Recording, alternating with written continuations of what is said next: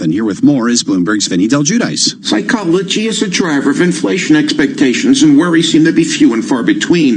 The University of Michigan reports that Americans see inflation running at a very tame 2.2% annual pace over the next 5 years, the tamest in data back to the 1970s. Bloomberg Economics says tepid labor costs pose what it calls modest upside risk to inflation over the foreseeable future. Vinny Del Giudice, Bloomberg Daybreak. All right, Vinny, thanks. 6:38 on Wall Street.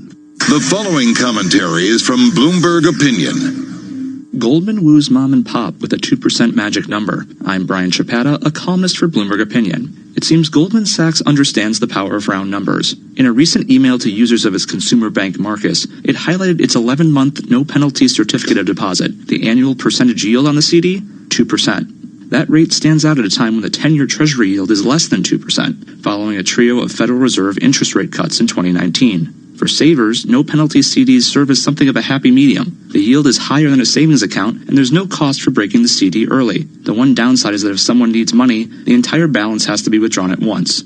Goldman says it has attracted billions of dollars in deposits to no-penalty CDs, but it still has a ways to go. Its consumer and wealth management unit generates just a fraction of the bank's overall profits. The good news? A nice, round 2% yield makes it easier for Marcus to win over more customers. I'm Brian Chapata. For more opinion, please go to Bloomberg.com/opinion or OPI and Go on the Bloomberg terminal. This has been Bloomberg Opinion. You can hear Bloomberg Opinion commentaries every weekday at this time, and terminal customers can read more at OPIN Go. At 6:39 on Wall Street, it is time for the Bloomberg Green Report. Here's Jeff Bellinger. Eco-friendliness and sustainability are important to a majority of American and Canadian consumers, according to a study by IBM and the National Retail Federation. About 3,500 North American consumers were surveyed. Nearly 70% of those who identified themselves as environmentally conscious said they would be willing to pay a premium for products that are recycled. More than half say they would change their shopping habits if it would reduce the negative impact on the environment, and 4 out of 5 want to know where the products they buy come from. IBM and the NRF polled 19,000 consumers in 28 nations and found that brand purpose surpasses cost and convenience for a growing number of shoppers across demographics. A third of all consumers say they will stop buying a preferred product if they lose trust in the brand, and social media has made it easier than ever to keep tabs on favorite brands. That's the Bloomberg Green Business Report. I'm Jeff Bellinger. All right, Jeff, thank you. And as we await results from J.P. Morgan to kick off fourth quarter earnings season, futures are moving lower now. S&P futures down 5.5 points. Dow futures lower by 40 points. NASDAQ futures down 18.5. You're listening to Bloomberg Daybreak. Business is constantly evolving. Is your financial printer evolving to keep ahead of the curve? At Command Financial, we are redefining financial printing by providing industry-leading expertise, leveraging technology, and honing processes and best practices. Every day, Command helps SEC registrants, as well as members of their working groups, including securities attorneys and investment bankers, prepare, file, and disseminate regulatory and disclosure documents, such as registration statements, M&A documents, and mutual fund prospectuses and reports. Command provides a full range of services to help you effectively complete your deal, meet your disclosure requirements, and achieve your shareholder communications objectives. Visit our website at commandfinancial.com and learn how we're evolving, not only with the times, but also with your business requirements. Command Financial, redefining financial printing. Elite advisory firms rely on BNY Mellon's Pershing to meet the needs of their most complex clients. Karen Novak, Chief Operating Officer at Pershing Advisor Solutions, explains how. At BNY Mellon's Pershing, we bring customized insights and strategies to help you grow your advisory business and stay on the leading edge. We can support the needs of your most sophisticated clients with a full range of investment and wealth management solutions, from access to private banking to consolidated bank and brokerage custody. Learn why so many of the largest advisory firms turn to us for the financial strength and high-touch service that BNY Mellon's Pershing can provide. Are you well positioned to stand out from your competition? Learn more at Pershing.com or call 800-445-4467. Brokerage custody provided by Pershing LLC and other services provided by Pershing Advisor Solutions LLC. Both members of FINRA and SIPC. Private banking and bank custody provided by BNY Mellon NA. Member FDIC. Keys. Check. Phone. Check. 70s playlist downloaded? Check. Nice. There's one more thing you should check before you leave. Your travel. There's a new cycleway under construction between Kensington Olympia and Brentford Town Centre, so expect delays due to lane closures at the junction of Kew Bridge Road and Chiswick High Road. Plan ahead at tfl.gov.uk. To the Mayor of London and TfL, every journey matters. This week on the New Yorker Radio Hour, has Silicon Valley changed since all the revelations about the world's social media companies? I think people are really reluctant to relinquish this narrative of being underdogs, of being innovators, of just trying to experiment and make the world better. Listen to this episode of the New Yorker Radio Hour on TuneIn today.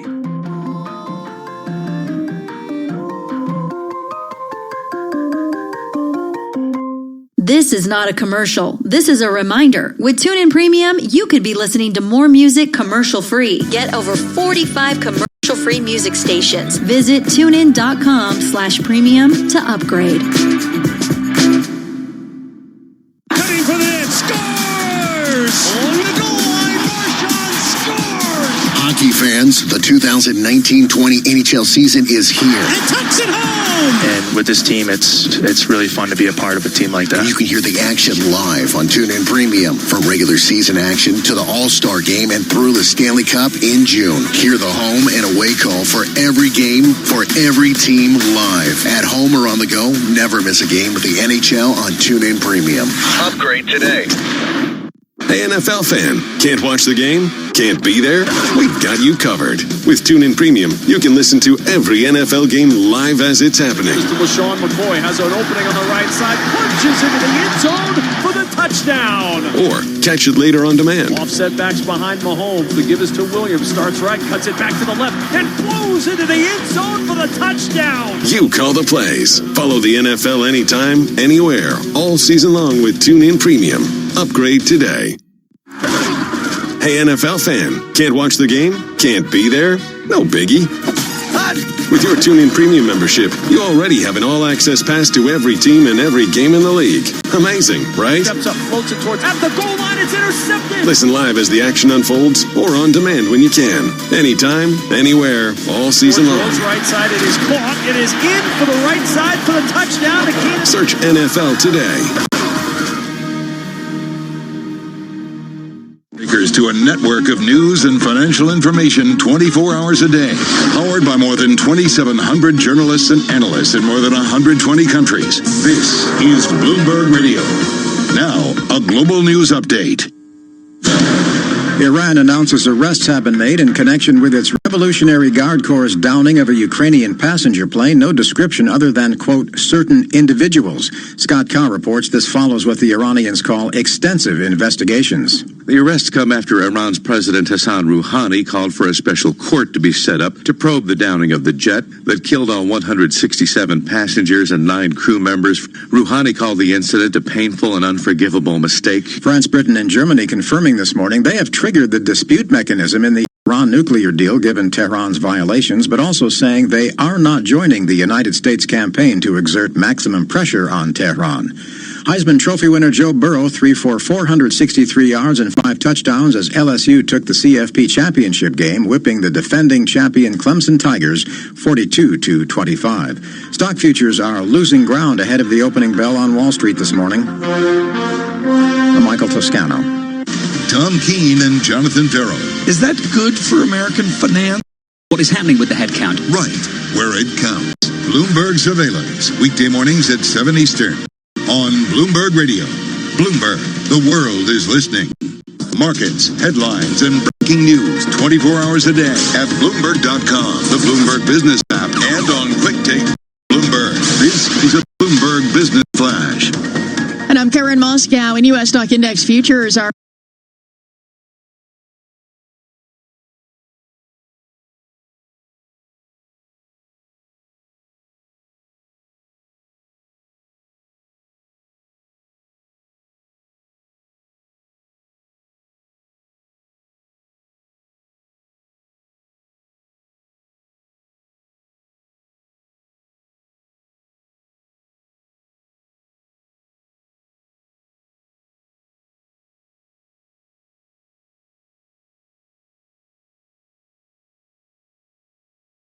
moving lower this morning on what's going to be a busy morning for bank earnings. We're watching JP Morgan earnings crossing the Bloomberg right now with a quarter profit at $2.57 a share. Futures, meanwhile, are lower. S&P futures are down about 5 points. Dow futures down 36 and NASDAQ futures down 18. Again, those earnings are just crossing the Bloomberg, and we're going to dive into them in just seconds from now.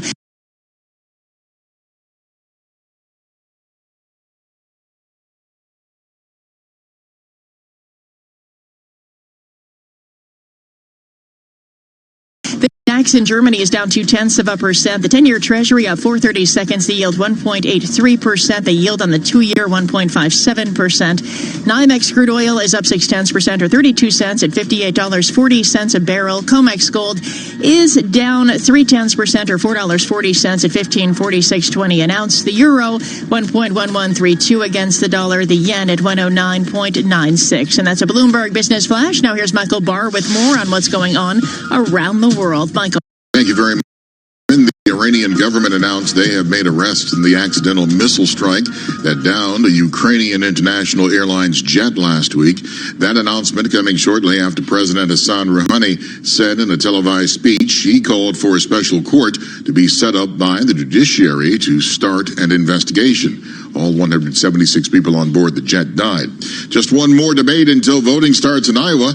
6 Democratic presidential candidates will take the stage tonight in Des Moines. Bloomberg will provide coverage of the debate starting at 8:30 p.m. Wall Street time. College football, LSU won the national championship. In the NHL, the Rangers beat the Islanders. The Bruins lost. The Capitals won. In the NBA, the Celtics won.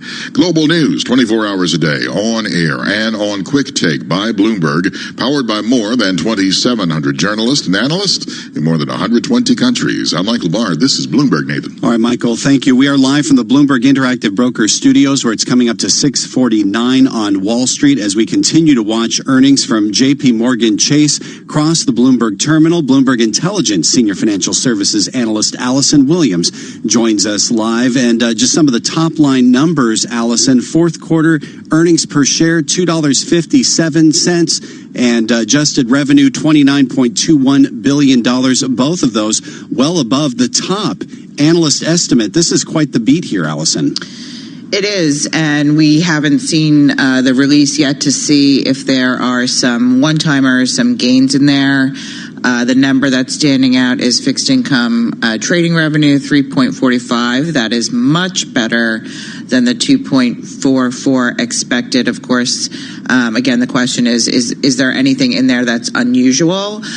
We did expect very strong fixed income growth compared to a weak year ago quarter, but certainly that is much better. And as we continue to watch these results roll in, investment banking revenue in line with analyst estimates. What does that tell you?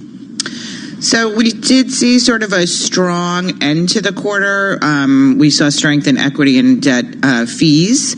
However, advisory revenue is an area that has a tougher comparison. It was very, very strong a year ago. The good news on M&A is that announced volume has been very strong in the quarter, and so we think that's going to feed through to next quarter. Now, when we have a fixed income trading result coming so high above estimate on this print, Allison, what does it tell you about what we could hear about the forward guidance coming up?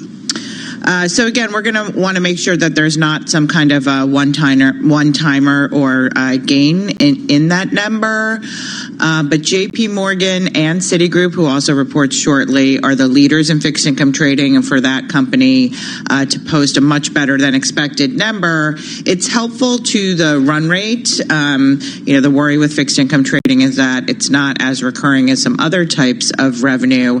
So when we set expectations for next year, we're going to want to dig into a little bit more, what are the drivers? One of the key drivers to fixed income trading throughout the year has been better credit trading, and that's really been helped by some of the strength in the primary calendar. We talked a little bit before about debt fees and some of the strength in issuance. However, our credit strategist, Noel Hebert, has said he feels like, some of that volume's been pulled forward. So does that mean the same for trading revenue? Also, volatility. We've seen a pickup in in volatility. We've seen it pick up sort of to healthy levels in the beginning of the year, but can that be sustained? We really do need that to get some lift to the rates trading business, which is the biggest part of FICC. And some of the forward guidance now we're starting to get from JP Morgan, seeing first quarter net interest income about $14 billion. That's just about in line with estimates, and CEO Jamie Dimon saying the U.S. consumer continues to be in a strong position. What unanswered questions are you looking for now that that's come out?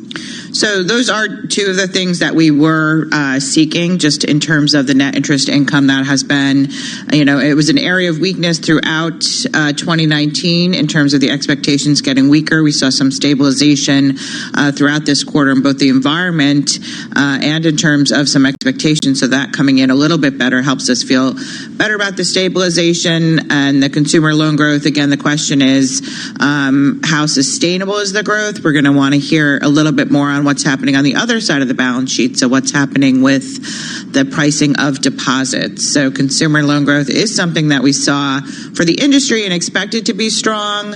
We're happy to hear that the consumer is healthy from JP Morgan.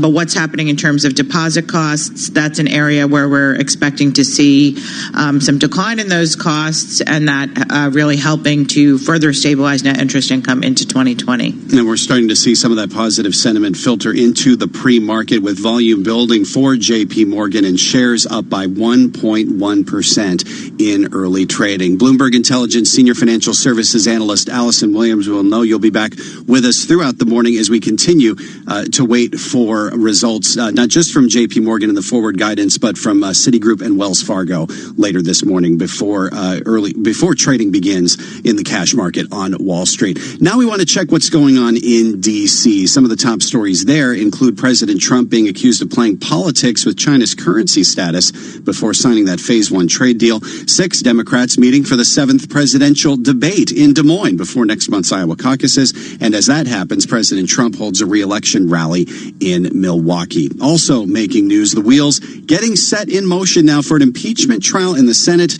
to begin perhaps by 1 week from today. Let's get the very latest now on all that with Bloomberg U.S. politics editor Kathleen Hunter. Of course, we're waiting for House Speaker Nancy Pelosi to meet with her caucus later today. What's the expectation of what's going to come out of that? Well, the expectation, Nathan, is that we're going to hear from the caucus that they want to name some managers to trigger this process, which is very ritualistic in the House, of sending the impeachment articles over to the Senate. And so we can see this process, which has been delayed now up to 3 weeks, or in excess of 3 weeks, actually begin rolling forward as soon as tomorrow. So do we know what the House Democrats' plan is for the prosecution? Do we know who's going to be named to that impeachment management team? Well, we're likely to see Adam Schiff and some other people who were instrumental in the original drafting of the impeachment articles. They're likely to be included. But it's a bit of a lobbying campaign right now to see who's going to be named by Pelosi. And I think there's a lot of people who want to be involved in the Senate process. Now, what about President Trump's defense? I understand that he's going to have 2 days to respond after the articles are transferred to the Senate, and he had been tweeting about the idea of just pushing for dismissal of the case outright. Is that something that's on the table? Well, I think it is on the table, but it's not likely to be the scenario, because what we're likely to see is Republicans want to hear both sides of the argument.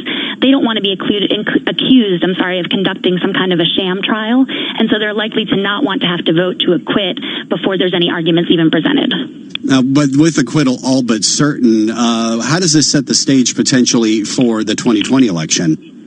Well, I think that for Donald Trump, really, this is perhaps the best possible scenario, is to have this all play out in a way in which he was able to characterize the House impeachment process as being a political endeavor, not something that is more substantive than that, and then go into the election having been acquitted by the Senate. He can say that he was absolved, essentially, of any wrongdoing. And so I think that in some ways this positions Trump very well. And it's important to remember that we're coming up on about a year out from what would be his second inaugural if he does win re-election. Of course, that remains a big if, but I think in some ways, as we draw closer to the election, this puts him in a better position than some may have envisioned just a couple of weeks ago. In our last minute here, interesting that as the House impeachment inquiry was going on, reports that Russian hackers may have been working in parallel. What do we know about this?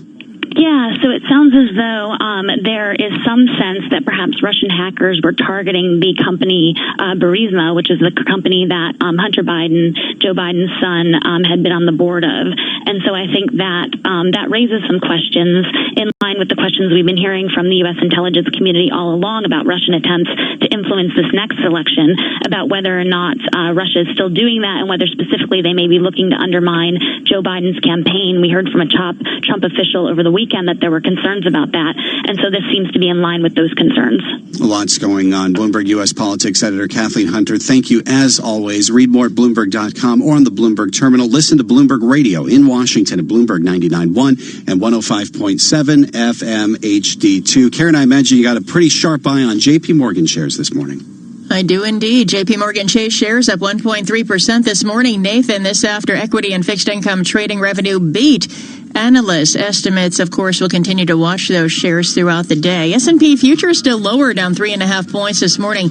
Dow futures down 8 and NASDAQ futures down 18. The 10-year Treasury up 3/32, yield 1.83%, and the euro 1.1130 against the dollar. Bloomberg Surveillance with Tom Keene, Jonathan Farrell, and Lisa Abramowitz is straight ahead. For Nathan Hager, I'm Karen Moscow, and this is Bloomberg.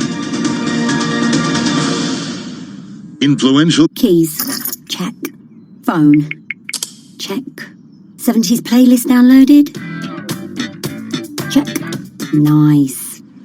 There's one more thing you should check before you leave. Your travel. There's a new cycleway under construction between Kensington Olympia and Brentford Town Centre, so expect delays due to lane closures at the junction of Kew Bridge Road and Chiswick High Road. Plan ahead at tfl.gov.uk. To the Mayor of London and TfL, every journey matters. You don't just live in one room, so why should you Wi-Fi? With Sky Broadband's Wi-Fi guarantee, you'll get Wi-Fi in every room or money back. Perfect for food shopping in the bedroom, gaming in your PJs in the lounge, or streaming sci-fi movies in the kitchen. Get Sky's super-fast broadband and Wi-Fi guarantee. £32 a month for 18 months with $19.95 setup. Click on the banner now. Sky Fibre errors, Sky Kit required. Refund on boost component of subscription paid during current minimum term up to date of claim. Minimum 3 megabits per second or money back. Prices may change during minimum term. See sky.com/guarantee. Want to know a quick, easy way to see if your favorite podcasts have a new episode available? Just go to the home screen on your TuneIn app and see the latest editions under the Your New Episode section. Happy listening. Business is like a puzzle. Can you make a call given the data? Which segments of Alphabet's business are most likely to come under scrutiny? Get all the pieces. They're getting mixed signals from governments. He's failed to gain traction. Bloomberg Radio, the Bloomberg Business, Radio.com, and iHeartRadio apps, and BloombergRadio.com. Bloomberg, the world is listening. From the financial capital of the world, 24 hours a day at Bloomberg.com, on the Bloomberg Business app, and on Quick Take by Bloomberg. This is Bloomberg Radio. This is Bloomberg Surveillance Economics. I think the U.S. is going in for a couple of years of very, very strong growth. The deficit by early in the next decade will start to become a real problem for the markets. Finance. The consumer is really strong right now. We don't realize how good times are now. Investment. The biggest problem that people have in investing in stocks is that they get out of the market. It's not supposed to be easy. Anyone who finds it easy is stupid. Bloomberg Surveillance with Tom Keene and Jonathan Farrell on Bloomberg Radio. From New York City for our audience worldwide, good morning, good morning. This is Bloomberg Surveillance. Coming up on the program, Wall Street kicking off earnings season, JP Morgan, Wells and Citi reporting, the US and China clearing up old issues ahead of tomorrow's Phase 1 signing ceremony, and inflation in America. Getting the latest read on price pressures in the next hour. From the Bloomberg Interactive Brokers Studio, hello Tuesday. Here is your Tuesday morning price action. Equity futures down 0.1%. The banks very much in focus. We begin Q4 earnings with a big beat from JP Morgan on fixed income trading. We are positive in the pre-market, guys, by 1.8%. That one headline came out extraordinary, up 9% revenue year over year. John, that's game changing. We talked to Thomas Schode about it. It's just real simple. It's not up 4%, up 5%. Every number differs. And John, up 9% is ginormous. That's CFA talk. Ginormous. CFA level 4. Level 4, just to be clear on that. Yeah. The December comparison, the Q4 comparison to Q4 of last year, quite easily. These are very easy comps, Lisa. But is it easy comps and some for JP Morgan? Well, clearly that's been the response in the market, right? We see the shares up nearly 2% in pre-market trading. But I think that that's the key question for all of the earnings that we get for the fourth quarter. The comps are easy to beat. So how much do they have to beat to sort of get confidence going? And also, how long can this last? I mean, fixed income trading, is that really going to keep propelling banks in 2020? Yeah, but it's a reprice. We're at 1.8 times book on JP Morgan. Citibank is way behind at 1.2, 1.1, whatever it is. But to get back, Lisa, to 2 times book is unimaginable off the carnage of the last 11 years. I think it's telling, too, that JP Morgan really emphasizes the consumer.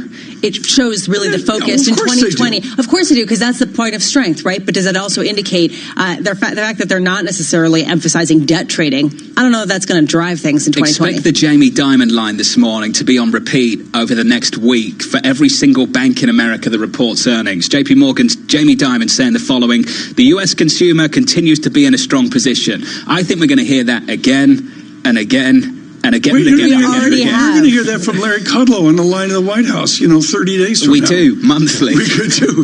The U.S. consumer. It's a really extraordinary number to see for J.P. Morgan with a lot of other earnings, and they're all distinct and different. A little bit later, I believe at around about 8 a.m. Eastern, we'll hear from the likes of Wells Fargo and Citi as well. Pleased to say we can bring in our reporter here, our Bloomberg finance reporter, Shonali Basak, to get a few more highlights from these earnings reports for you. Shonali, your early take, please. So I'm pointing it out again. Strengthen the consumer, but loans slowing. And so that's an important thing to remember. There you go, being gloomy. Well, you got to point out to investors what the risks are. That's the big one, right? How does JP Morgan operate once the markets get choppier? Not to mention the ugly word that's not in here now that we're looking forward a little bit is regulatory requirements and what we call CECL, which is having to put aside more capital against loans in the future, which might mean lower returns for shareholders. They have to put more capital. I thought that was a script from 2009. Why do they have to put more capital in now after all the capital they put in 10 years ago, generating a 17% tangible equity ratio? Tom, JP Morgan expects $4 to $6 billion worth of more capital having to be put aside for tougher times ahead, really. And so we had a bull run for this long. But again, what do things look like when times get tough? Can't JP Morgan spin this? So average loans for the quarter in the consumer division were down by 1%. Not very much. Can't JP Morgan spin this by just saying we're being prudent? We saw delinquencies rise in auto loans. We saw delinquencies and write-offs rise with credit cards. We're just being prudent. They've been saying that. They are very good at playing that card, actually. Is that the issue, though? Well, they say it less for the consumer and more for the big corporations that are very highly levered, and people are very worried about the credit quality in corporate America. But with the consumer, they feel that they're holding strong, and they're more diversified than most other banks. First bank out of the gate, as always, when you get the first read on earnings for Q4, you start to get the read across. Deutsche Bank session high at 1.5%. Morgan Stanley rallying. Goldman Sachs is rallying. There is a feeling that we did not just beat an easy comp, but we did even more than that in Q4. Analysts were expecting that the fixed income trading revenue would be a great jump at JP Morgan, but much higher at Morgan Stanley, much higher at Deutsche Bank, and at Goldman Sachs. When I say much higher at Deutsche Bank, that means relative to the rest of its business, by the way. Well, if you're just joining us here on Bloomberg Radio, Bloomberg Television Worldwide, Bloomberg Surveillance, as we start really 4 days of bank earnings, as I go into their deck, and of course it's always an interesting deck from JP Morgan, Shonali, I've got to go to the share repurchases. Are we at a point yet where anybody in your world saying, how can you repurchase shares at this higher valuation? Is anybody bringing that up? Well, these banks are a shareholder return story. And so, yes, but at the same time, you got to give the people something. And so, again, these banks, as my big warning sign, people are expecting the big six banks to report $10 billion less in annual profit this year. And so they've got to keep the investor interest high. And by the way, according to Bloomberg's own analysts, they believe, analyst estimates, they believe JP Morgan is the one bank to actually fall through the end of the year.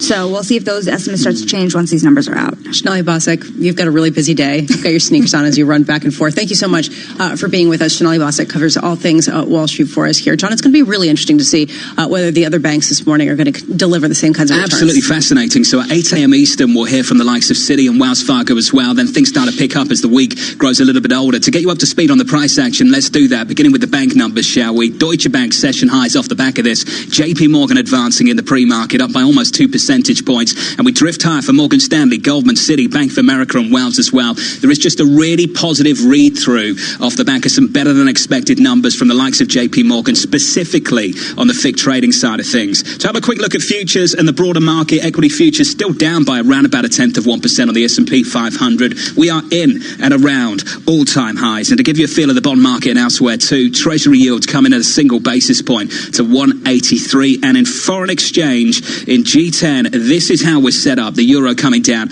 around about 0.1%. It is the show me the money year after a massive re-rating for the valuation side of things. Show me the data, show me the earnings. Very, very early in earnings season. Yeah. One down, the big one, but so far so good. What did we witness yesterday afternoon in tech and in the market in general? And to me, it's just a belief in a revenue sustainability like what we just saw with JP Morgan. Starting to get some worries though, Tom. Starting to get some people coming down and saying we're pushing this too far. Yeah. Lisa, you and I have had the discussion about what is happening in fixed income. Yeah. The riskier parts of credit that lagged last year started to pick up in December. Yeah. And the follow-through has been really positive. And there's a simple question that I think a lot of people are asking. Is it a sign of durability that the rally is broadening out, or a sign of excess? Right, or a sign of perhaps this is not the leading indicator that it used to be. And I think that's been my big question this morning as you see junk bond yields within 16 basis points of their all-time low. We're talking about sub 5% high yield. It's not high yield anymore, and we're back to that level. And it's rallying much more than investment-grade debt. I just wonder going forward, I mean, is this appropriate given where we are in the credit cycle? Should we bring in Shahab Jalanous, Credit Suisse head of FX macro trading strategy. Good morning to you, Shahab. Morning. What's the message for clients this morning? Well, we think, although these concerns that you just mentioned are real concerns, for now we think markets continue pushing forward. The bottom line is that from a macro perspective, we have a situation where the Fed and other central banks are indicating that they're not looking to raise rates anytime soon.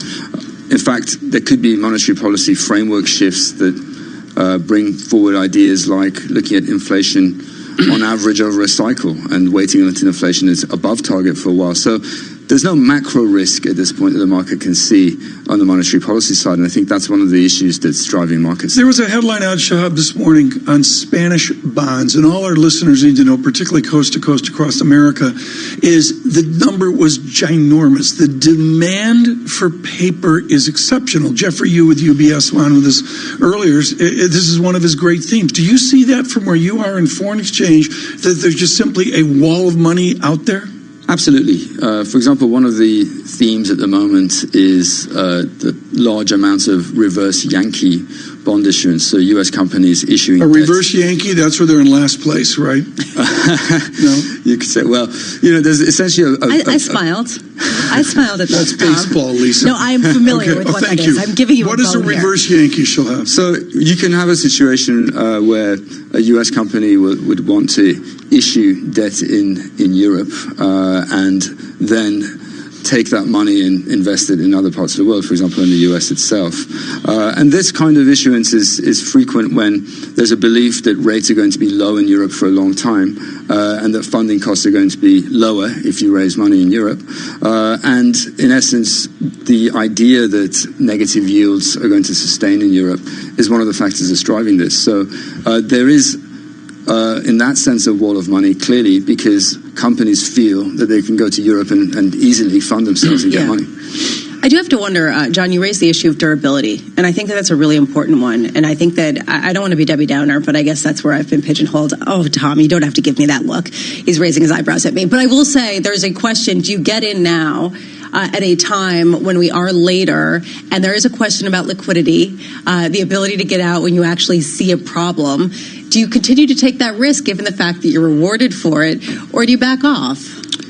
It's difficult to back off simply because every day that you've backed off, you're losing money, in effect. And because at the end of the day, there's a relative component to this as well. So, like I said, you've got negative rates in Europe. There's no sign that that's going to change. And the US the market's still pricing in another Fed cut over the course of this year. And it's not just the US. In the rest of G10, the UK could cut again. Australia could cut. Very difficult macro backdrop to try to fade where markets. I'm glad you bring this up, Shab. John, the hockey stick on British rate cut expectations, isn't it amazing? Absolutely extraordinary. Driven by the policymakers more than the data. A real about turn from Governor Carney and others as well. I find it absolutely fascinating. Where did it come from? On what? 3 months ago, we heard nothing about this. Statistic as well. Oh, but come on. It's all this ebb and flow. I mean, Shab, and this speaks for all of Credit Suisse research. Are you guys glass half full or glass half empty right now as a general investment statement? We're definitely glass half full still.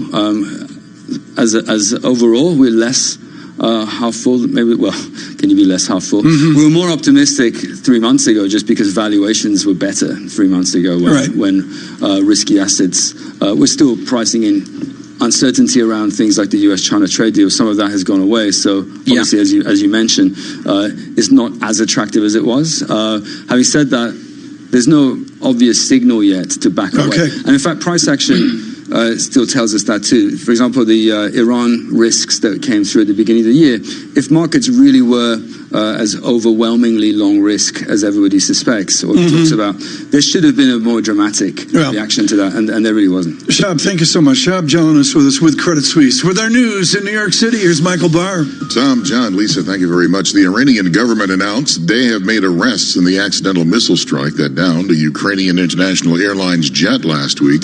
That announcement coming shortly after President Hassan Rouhani said in a televised speech he called for a special court to be set up by the judiciary to start an investigation. All 176 people on board the jet died. President Trump's impeachment trial is likely to get fully underway next week. A person familiar with the plan says the House will meet today and is poised to vote tomorrow on the impeachment managers named by Speaker Nancy Pelosi. Global news, 24 hours a day, on air and on Quick Take by Bloomberg, powered by more than 2,700 journalists and analysts in more than 120 countries. I'm Michael Barr. This is Bloomberg, John. Michael Barr, thank you very much, sir. Equity futures this morning, a little bit negative, down 0.1%, but JP Morgan outperforms. That's the story. Some better earnings from some of the big banks in Q4 expected still ahead. Wells Fargo and Citi coming up at 8 Eastern from New York. This is Bloomberg.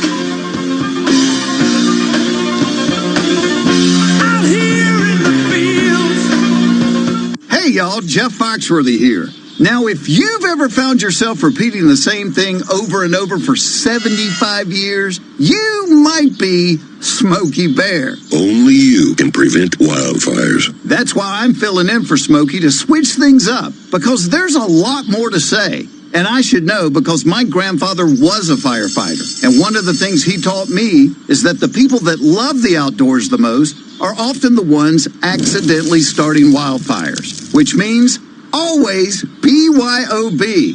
No, bring your own bucket to the campfire. And be extra careful with things like burning yard trimmings. Don't just walk away, or chances are you might be starting a wildfire. So for the love of the outdoors, go to SmokeyBear.com to learn more about wildfire prevention. Brought to you by the U.S. Forest Service, your state forester, and the Ad Council. Why has J.D. Power ranked Commonwealth Financial Network #1 in independent advisor satisfaction among financial investment firms for the 6th straight time? We think it comes down to one thing: you. Because it's your input and feedback that keeps us focused on what's most important to you and your clients and continually pushes us to be the best we can be. Maybe that's why we receive top marks in every category of the J.D. Power 2019 Advisor Satisfaction Survey. They named us #1 in client support, #1 in firm leadership, #1 in operational support, #1 in compensation, #1 in professional development support, and #1 in technology support. Ready to partner with the best? Call Commonwealth at 866-462-3638 or visit commonwealth.com and feel the power. Member FINRA, a registered investment advisor. For 2019 J.D. Power Award information, visit jdpower.com/awards. Influential conversations from Bloomberg Television. Here's Taylor Briggs. One of the biggest hospital systems, Providence St. Joseph, announced a partnership with Microsoft in July. Its CEO, Rod Hochman, he joins me now with his 10 predictions for healthcare in 2020. Rod, great to have you. And one thing that really stood out on your list was health systems starting to prioritize digital access when it comes to care and collaboration with big tech. Why do you see that being a prediction for you? Well, I think it's what everyone expects from every other service they have in the economy, that they expect to be able to get on their app, be able to make their appointment, be able to really do that the way they do with all the other services. And healthcare is finally waking up to that.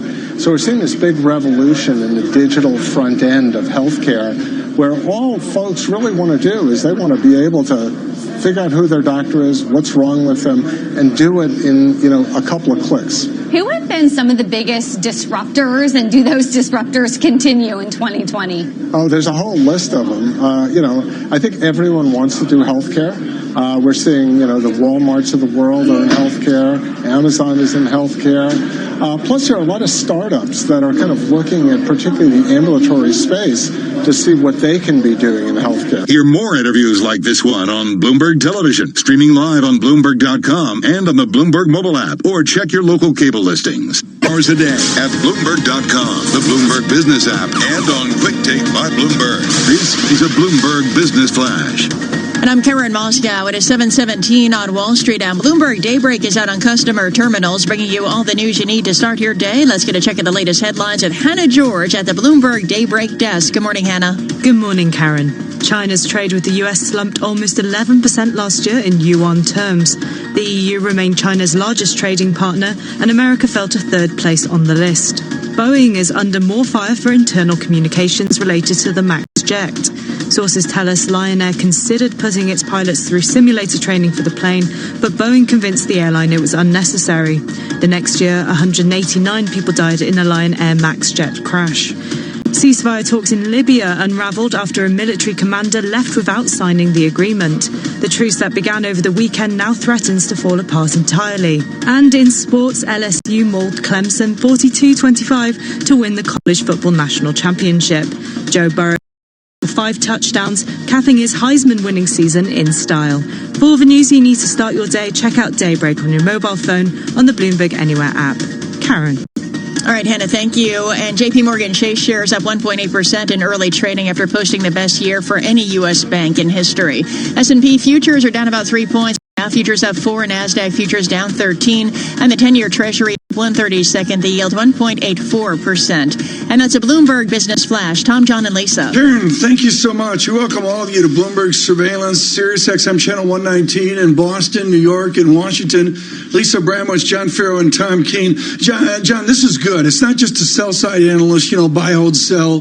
What are they going to guesstimate out 6 months? But someone in the trenches of mating scale, of bringing banks together, moving John Farrow from 18,000 banks umpteen years ago down to only 5,000 today. Got to get to these record numbers out of JP Morgan as well. Did you hear that? The best year for any US bank in history. Yeah, we see the 9% Not just for JP Morgan, but for any bank ever in history in the United States. This is critical. Do we understand how large they are? Do you have that feeling in the United Kingdom? You understand how large the United Kingdom banks are? I don't think so. Not here in the United States. Looking at JP Morgan, I think we've got a better idea with a number of $36.4 billion for annual earnings. That's quite something for a US bank on a year, Lisa, that many people thought perhaps we'd go into recession. How does this correlate? On a year when we had 3 interest rate cuts, we've had record profit numbers out of JP Morgan. How does this correlate with the idea that banks are in a downward slump? Just throwing that out there. Go to cash. Well, the stock price performance of last year doesn't correlate with that story either, does it? It outperformed the index. But people are saying that the sort of years of incredible profitability are over. This doesn't cohere with that. Didn't say that a year and a half ago. Well, he's next to us now. Tom Michaud, KBW CEO. Tom, you've read through the numbers. Your thoughts, please. Yes, I think it's impressive. You mentioned the revenue growth, and you would combine that with only 3.9% operating expense growth and share repurchase of about 4% year over year. You put it together, it's dynamite. Now that I think it's all about the operating leverage. Now, that revenue growth, remember, last fourth quarter was a terrible fixed income trading quarter. So I know it's an 80+% improvement year over year, but that's not really normalized. That's more a story of how bad last year's fourth quarter was. But still, it's really pretty good, and it's more dollars than we thought it was going to be. Yeah. So it was good performance, but this type of operating leverage is really impressive. Well, what I find amazing about this is we're going to hear this again and again through the next 24 hours, that we knew this was going to be a big beat because we knew Q4 in 2018 was bad, but so did the whole analyst community, and they were still $1 billion shy of fixed income trading revenue, Lisa. Yeah, that's been the issue here, is that they managed to beat and then some. Do we have a sense, Tom, of exactly where they benefited? Yes, as a matter of fact. So relative to expectations, and our firm was a little bit more aggressive than the average firm in terms of our estimate, but they had 16 cents a share of revenue beat, and they had 8 cents a share of mortgage banking miss. Because that's one of the themes we haven't talked about, is that mortgage banking. We've been expecting there to be a little bit of a weaker mortgage banking quarter. So that happened, and when you look at that, you'll see that it was really a very big quarter in terms of trading. Fixed income were other big 20+ cent per share beats relative to our You're reading that estimates. off your Bloomberg app on your cell phone, aren't you? I have a Bloomberg app on my cell phone, but I happen to be reading the direct delivery of research from my phone. But this is really compelling. In other words, it wasn't all bright spots, right? The mortgage decline, they had to offset somewhere. I'm wondering, they did. What was better? What was so amazing that actually delivered this beat that exceeded even the most aggressive of estimates? My sense is that the market for FIC trading and for equities was probably a little bit more generous than people thought, and I'm going to guess they picked up market share. So I think it's from who? Well, the biggest banks have been picking up market share from European banks, is the data, is what our research has shown, and also the smaller players continue to see pressure. So what's the sweat to merge right now? I'm sorry? What's the sweat to merge right now? January, everybody's back from the holidays. What is the sweat in small bank and regional banks to merge? I think you're going to see more consolidation because there's an understanding of how you got to take more costs out. So we've got some long-term trends on efficiency ratios. Even the talk, you look at some of these banks, they're in the 50s, mid to high 50s efficiency ratio. Wells Fargo is above that, and hence their profitability is lower. So there's a little bit of a competitive competition war on efficiency. And then while they're doing that, they're spending, at least the big banks, are spending billions of dollars on innovation. So the other banks in the industry are seeing that. And it's not game over for the regional banks. They just need to play to their strengths. They need to play to their strengths. Big year last year. Some of these numbers validate some of the year this bank had. 2020, show me the year ahead. Reasons to be constructive. What are they, Tom? Okay. The industry is very profitable. The balance sheet's the strongest it's been in 80 years. Some of the Dodd-Frank reforms of capital and liquidity reforms have made these banks safer. The American banks, the gap between their performance in Europe is widening of the big global banks. They will pick up more share globally. But remember, all this is being said, but the regular banks and the typical banks are going to have very little growth this year, if any, and it's because the cuts in interest rates have hit the margin. What we didn't talk about is that their net interest margin was down a lot. The rest of at JP Morgan, the rest of the industry's margin is going to be down a lot year over year. You have to let that season and get behind you. And once that happens in the back half of the year, we think you'll start to see a pickup in operating leverage again for the banks. We got to get you back soon. I've got like 10 more questions. Tom Michaud, thank you so much from Keefe Bruyette. It is a Stifel company, KBW as well. Lisa, the banks are out, and I really want to emphasize they're all the same, but they're not. They're all very, very distinctive, and it's almost unfair to the others that JP Morgan leads. They're a different bank than so many others. And particularly with respect to their scope, as you were referencing earlier, Tom, I'm struck by how much of a Fed story this is, and I don't want to bring it back to macro, but bringing it back to macro, the idea that net interest margin is delivering a loss kind of leader for them, mortgage banking, a loss leader, but we're getting more activity because of the risk appetite due to low rates. That's the bottom line. Futures -2, Dow futures go green up 16, green and red on the screen with the VIX 12.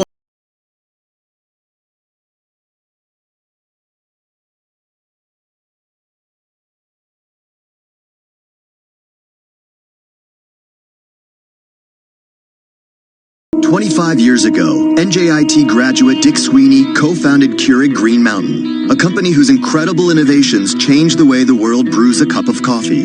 Today, he lectures widely on business leadership and is a strong advocate for NJIT's work to combine business education with the power of STEM. NJIT is definitely fostering the innovative thinking for budding entrepreneurs simply because that's the world we live in. NJIT is producing students that have been trained, educated, and given the business acumen to be a contributor to a company. The distinct mission is to develop great STEM scholars. The attributes I've always looked for in team members are heart, smarts, guts, and luck. So we want people with passion, intelligence, courage, and never discount luck. The student coming out of NJIT has experienced all of that. NJIT, New Jersey Institute of Technology. Learn more at njit.edu. Asset managers who seize change to launch new strategies, add distribution channels, or exploit new technology to re-engineer the investor experience are often rewarded. However, in an industry paralyzed with complexity, few act with agility or decisively. Few run their businesses strategically, yet the most competitive managers in the market know with the right partner and a flexible operating system, you can. Go boldly toward change with SEI Investment Manager Services. I'm Steve Meyer, president of SEI's Investment Manager Services. At SEI, we understand the emerging forces that will define success for asset managers and what firms will need to compete tomorrow. That's why we continually optimize SEI's global operating platform. If your business requires greater agility, our advanced technology, integrated best-in-class systems, and multi-asset expertise can be your catalyst for business transformation. With SEI Investment Manager Services, you lead the charge in a competitive marketplace. Learn more at seic.com/seize. Welcome to Nuffield Health Battersea, a gym built around you. You get regular health MOTs to create a plan that works for you, with physios and personal trainers on site. You'll find a wide range of equipment and classes, and our expert team will support you to get the most out of your health, fitness, and your membership. Join today to get the rest of the month free. Search Nuffield Health. Specialists in you. 12-month commitments only. Facilities stated are in most gyms. Visit nuffieldhealth.com/terms. Keys. Check. Phone. Check. 70s playlist downloaded? Check. Nice. There's one more thing you should check before you leave. Your travel. There's a new cycleway under construction between Kensington Olympia and Brentford Town Centre, so expect delays due to lane closures at the junction of Kew Bridge Road and Chiswick High Road. Plan ahead at tfl.gov.uk. To the Mayor of London and TfL, every journey matters. Got big plans for 2020? Capture and share every highlight on a gorgeous iPhone 11 with an ultra-wide camera. In Tesco Mobile's big January sale, you can get the latest iPhone for £40.75 a month with double data. That's a mighty 20 gigs. Go in store or search Tesco Mobile. Tesco Mobile. Every little helps. Ends 26th of January. Was 10 gigs, now 20 gigs. 36-month credit and rolling monthly usage agreements with Tesco Mobile required. Subject to status. Phase policy applies. See tescomobile.com/terms. Had the same job for the last 15 years. Working with the same people, in the same office, drinking tea from the same comedy mug, eating the same crayfish and rocket sandwich every lunchtime, using the same business jargon, and climbing the same greasy pole. What does that even mean? Then maybe it's time to switch it up, starting with the all-new Vauxhall Corsa. With its bold styling and up to 70 miles per gallon. To switch it up, visit your local Vauxhall dealership or search New Corsa. Official WLTP test figures for comparison purposes only. Real-world figures may vary. Broadcasting live from the Bloomberg Interactive Brokers Studio in New York. Bloomberg 1130 to Washington, D.C. Bloomberg 99.1 to Boston. Bloomberg 106.1 to San Francisco. Bloomberg 960 to the country. Sirius XM Channel 119 and around the globe. The Bloomberg Business app and BloombergRadio.com. This is Bloomberg Surveillance. From New York City for our audience worldwide, this is Bloomberg Surveillance live on Bloomberg Radio. Your price action this morning as follows. Equity futures giving up some of the losses earlier this morning, now unchanged on the S&P 500, down around about a single point. In the bond market, the shape of things as follows. Treasuries unchanged too at 184 on a US 10-year, and in foreign exchange a total snooze. Euro dollar seemingly going absolutely nowhere, coming down 0.1%. The attention, the focus this morning. On the bank earnings, JP Morgan hitting it out of the park, breaking a record for US bank profitability. The profits, an all-time high at JP Morgan. We are positive 1.5% in the pre-market. JP Morgan's numbers lifting all boats, it seems, not just in the United States, but also in Europe, with Deutsche Bank advancing 1.44%. Your next stop for the earnings, Citigroup, Wells Fargo coming up at 8. My question, though, Tom, how much of this is just a big miss by the analyst? How much of this is taking market share from elsewhere? And if it's about the latter, then I do wonder about this positive read across into places like Deutsche Bank and what Deutsche's numbers will look like month end. Totally agree. We'll get to that in a moment. I'm glad you brought up Deutsche Bank as well, because I'm going to rip up 5 things you need to know right now. 5 things you need to know to start your day. It's brought to you by Interactive Brokers. Their margin loans start at 3.06% and decrease for larger loan values. Rates subject to change. Learn more at ibkr.com/compare. Let's go to currency manipulator right away. I love the phrase enforceable commitments. What, John, tell me what an enforceable commitment is besides I have to go to dinner Friday night. I don't know is the answer to that, and I want to see what the enforcements actually look like. That's if we get the full release of this Phase 1 agreement after it's signed tomorrow, because it's not clear to me still clear that we're going to see whether we will. Yeah. I think the Treasury's FX report has become a bit of a joke, hasn't it? There are 3 different criterias to be classed a currency manipulator by the Treasury. 1, you need a significant bilateral trade surplus with the United States. You need a material current account surplus. And 3's the tough part. You need to be engaged in persistent one-sided intervention in the foreign exchange market. You can accuse China of that back in August when they were slapped with the currency manipulator status, and you certainly can't now. So why has it been released back in August, and why has it been 180'd on now? Politics and nothing else. We did see the yuan strengthen just a touch yesterday after this came out. But is this really affecting anything? I mean, this is basically a bone that the U.S. is throwing to China, right? I mean, that's basically the sense here. And as the focus moves away from China, I just have to say... Sure, let's be clear. Look, the debate on how worthless this report is should end now. It is. The debate as to whether the administration is playing politics, politicians playing politics, that's what they do. The focus should be on what's happened since August. We have a stronger Chinese currency. We have a real piece of stability in China right now, which is the currency. And we have a really nice rally that's built off the back of the August moves in EM. And your August date's important because that's where the IMF came out and just simply said, no, they're not a manipulator. I mean, they use different, more collegial language than that. I want to go to German yields. I want to throw this in. It's an audible, folks. 6 things you need to know. German yields are coming back. Francine Lacroix mentioned this earlier this morning, and it's one of these little tea leaves, John, about lift to the market to see, the 2 and the 10 German yield come back. Down 17 basis points, negative 17 basis points, I should say. Where were we at one point last year? Much lower. Negative like 80. It was much ginormous. That's CFA level 4. I have to wonder how much more concern gets baked in. Talking about trade, we've got the EU negotiators coming to the U.S., coming to Washington. That's next up, right? I mean, we're talking about China and what the consistency is with the U.S. message with currency manipulation. If you want to find consistency, you're not going to find it, right? And I think that that's your point, John, is that there isn't necessarily a standard driving currency manipulation. But what does that mean for the EU negotiations that are coming up that arguably are going to take center stage this year? Well, good news for the Europeans is that the date at which this administration was going to assess as to whether they'd slap auto tariffs on the Europeans passed, middle of November, been and gone. The president didn't do a thing. I spoke to Larry Kudlow, National Economic Council Director, on Friday, basically asked him the question, is that done with, dealt with, as the president made a decision? He alluded to the idea that the president had. So for the Europeans, for the Germans specifically, I imagine they're quite happy with that. I do just wonder, though, if this Phase 1 agreement with the Chinese is something they try and replicate elsewhere with the Europeans in the coming months as well.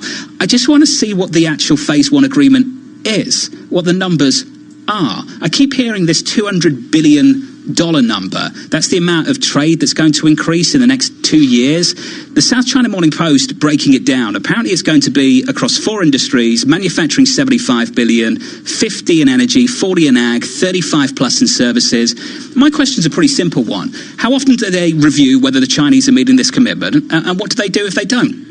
Well, we're going to have to see on that. Let's move on 5 things or 6 things you need to know. I want to go back to banking and scale. To me, that's going to be a theme forward, is literally almost release a forced scale where they have to merge. Yeah, that's definitely going to be a theme heading in. I've also been crunching the numbers as far as debt trading volumes went in the fourth quarter. They weren't that much better when you look at credit year over year. So I wonder where the revenues came from. And I have to wonder whether this starts the question up again about risk-taking and good bets, right? I mean, we saw a bit of a rebound in certain CCC rated debt.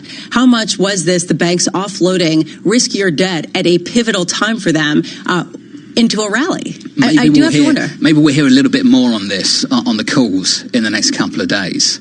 I think some bright analysts will be asking a few questions about how much risk is being taken at the moment. To me, it's new banking. And what's so important, full disclosure, folks, I hate the phrase fintech with a passion. I mean, to me, it's just stupid. What do you hate about it? It's stupid. It's like nanotechnology. And are you about to use it? Are you about to use fintech? No, in 5 years, it's going to be out. Investment in technology is gains to the big boys. And to me, that overwhelms everything in banking. Is just the gajillions of dollars. I don't even like bar charts, and we had a 3-pronged bar chart showing 30 billion or so. But it's not just that, because you also saw JP Morgan deposits increasing by 6%. 6-7%. And to me, that also shows there is a momentum of scale and a feeling of safety for people who want to park their cash. Does the United Kingdom banking system have scale worries? I went to the bank in the UK about a month ago. I always think the banks in the UK are so different to the banks in the United States. I've heard this before from you. Fewer people in the branch, less people, more machines. You see a lot more of that. And what you've seen in the smaller towns across the country is they're just shutting the branches down. You have many towns now in the United Kingdom that don't have a bank branch by any bank provided by anyone. Tom, true story. Whenever John talks about buying something in London, I always feel inferior. He says, here you have to pull something out and do these things, like swipe when in, I moved swipe over out, here and there 4 years ago and used a contactless card in Dwayne Reed, the person behind the counter looked at me like I was a magician. It's been a big problem. And you know whose problem it is? It's not the credit card providers. It's not MasterCard. It's not Visa. It's the banks that put the contactless payments in the cards. Visa and MasterCard would love them all to do so. Why? Because if you have contactless payments, you're much more likely to spend more money. And it's the banks that just haven't upped the technology here. They're about 10 years behind the Europeans right now when it comes to retail banking, with ease. What do we do with Apple? The stock? The stock. It's up 50-60 billion a day. It's 1.4 trillion in market cap. In a cup of coffee, we're going to be out at a 2 trillion market watch. I mean, it's truly, the phrase is moonshot. Well, I don't think we're anywhere near a 2 trillion market watch right now. No, it's early. I'm not saying we won't be. I'm just saying we're not there. Extraordinary. Right now. I will say that there is an increased faith in Chinese consumers, and you actually have seen orders for iPhones pick up beyond what the expectations were in China. So to the extent that that was a drag, certainly people are saying that. But also, look, you're single-handedly supporting Apple stock. How many AirPods have you lost? AirPods. We're not going to go there. It's painful to say the least. John, do they steal signs in English Premier League? This thing in Houston yesterday is a huge deal. The manager out, the GM out. The sports experts are telling me it was just stunning what the Major League Baseball did because the Houston Astros. We've had some spying on training incidents over the years. They sneak in and but there are no signs. There are no signs to steal. Is there like signs for penalty kicks? Not really. Because 98% of them score. That's not a thing like there is for the goalie pitching. Goes like this. No. What are you guys talking about? Right? He's talking about Houston Astros getting in trouble. The Houston Astros are in big trouble, is what we see. Shouldn't we be talking about LSU this morning? That's a really good question. I even know what you're talking about there. John, I know what you're talking about there. No, it's a really important question. For part of the country, it's gospel, and for other parts, it's not. I understand he'll go to the Bengals. Been doing my reading on this. Very good. Pharaoh, right in on Tigers football. Well, that's the kind of stuff that we're going to be talking about this morning. Apparently. Well, we will see. The Bloomberg NJIT STEM report brought to you by New Jersey Institute of Technology, a top 100 national university in the latest U.S. News and World Report college rankings. Learn more at news.njit.edu. Here's John Tucker.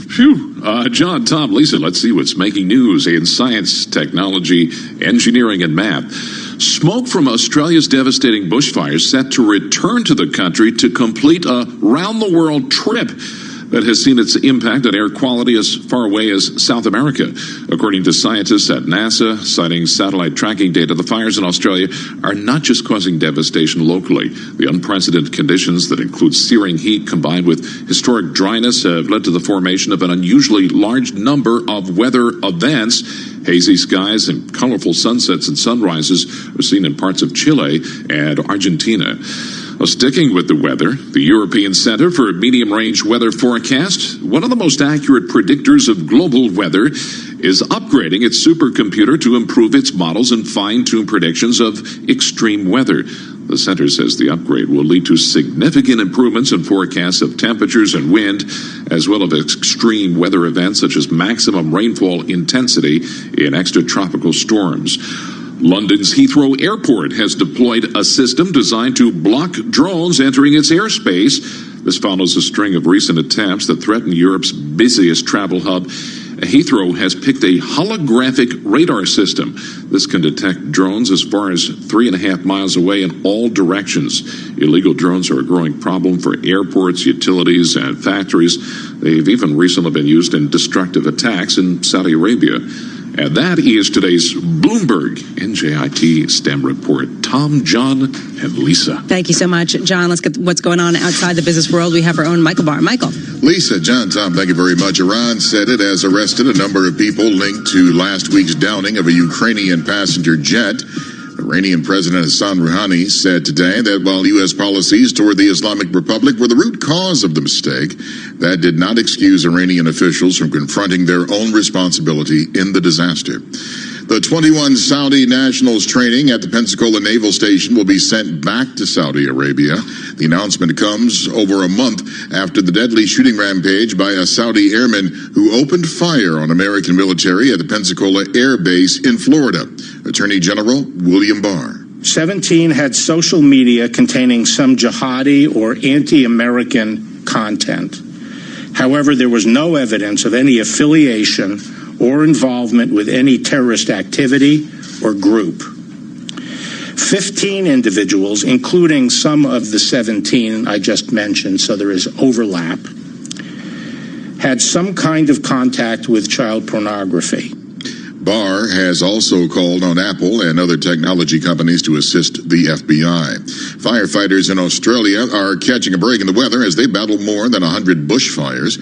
Australian Prime Minister Scott Morrison announced the government will provide grants up to $52,000 to help fire recovery. This is crucial rebuilding immediate recovery support that is absolutely critical to enable these primary producers, these farmers, these graziers, to be able to get through this first hurdle.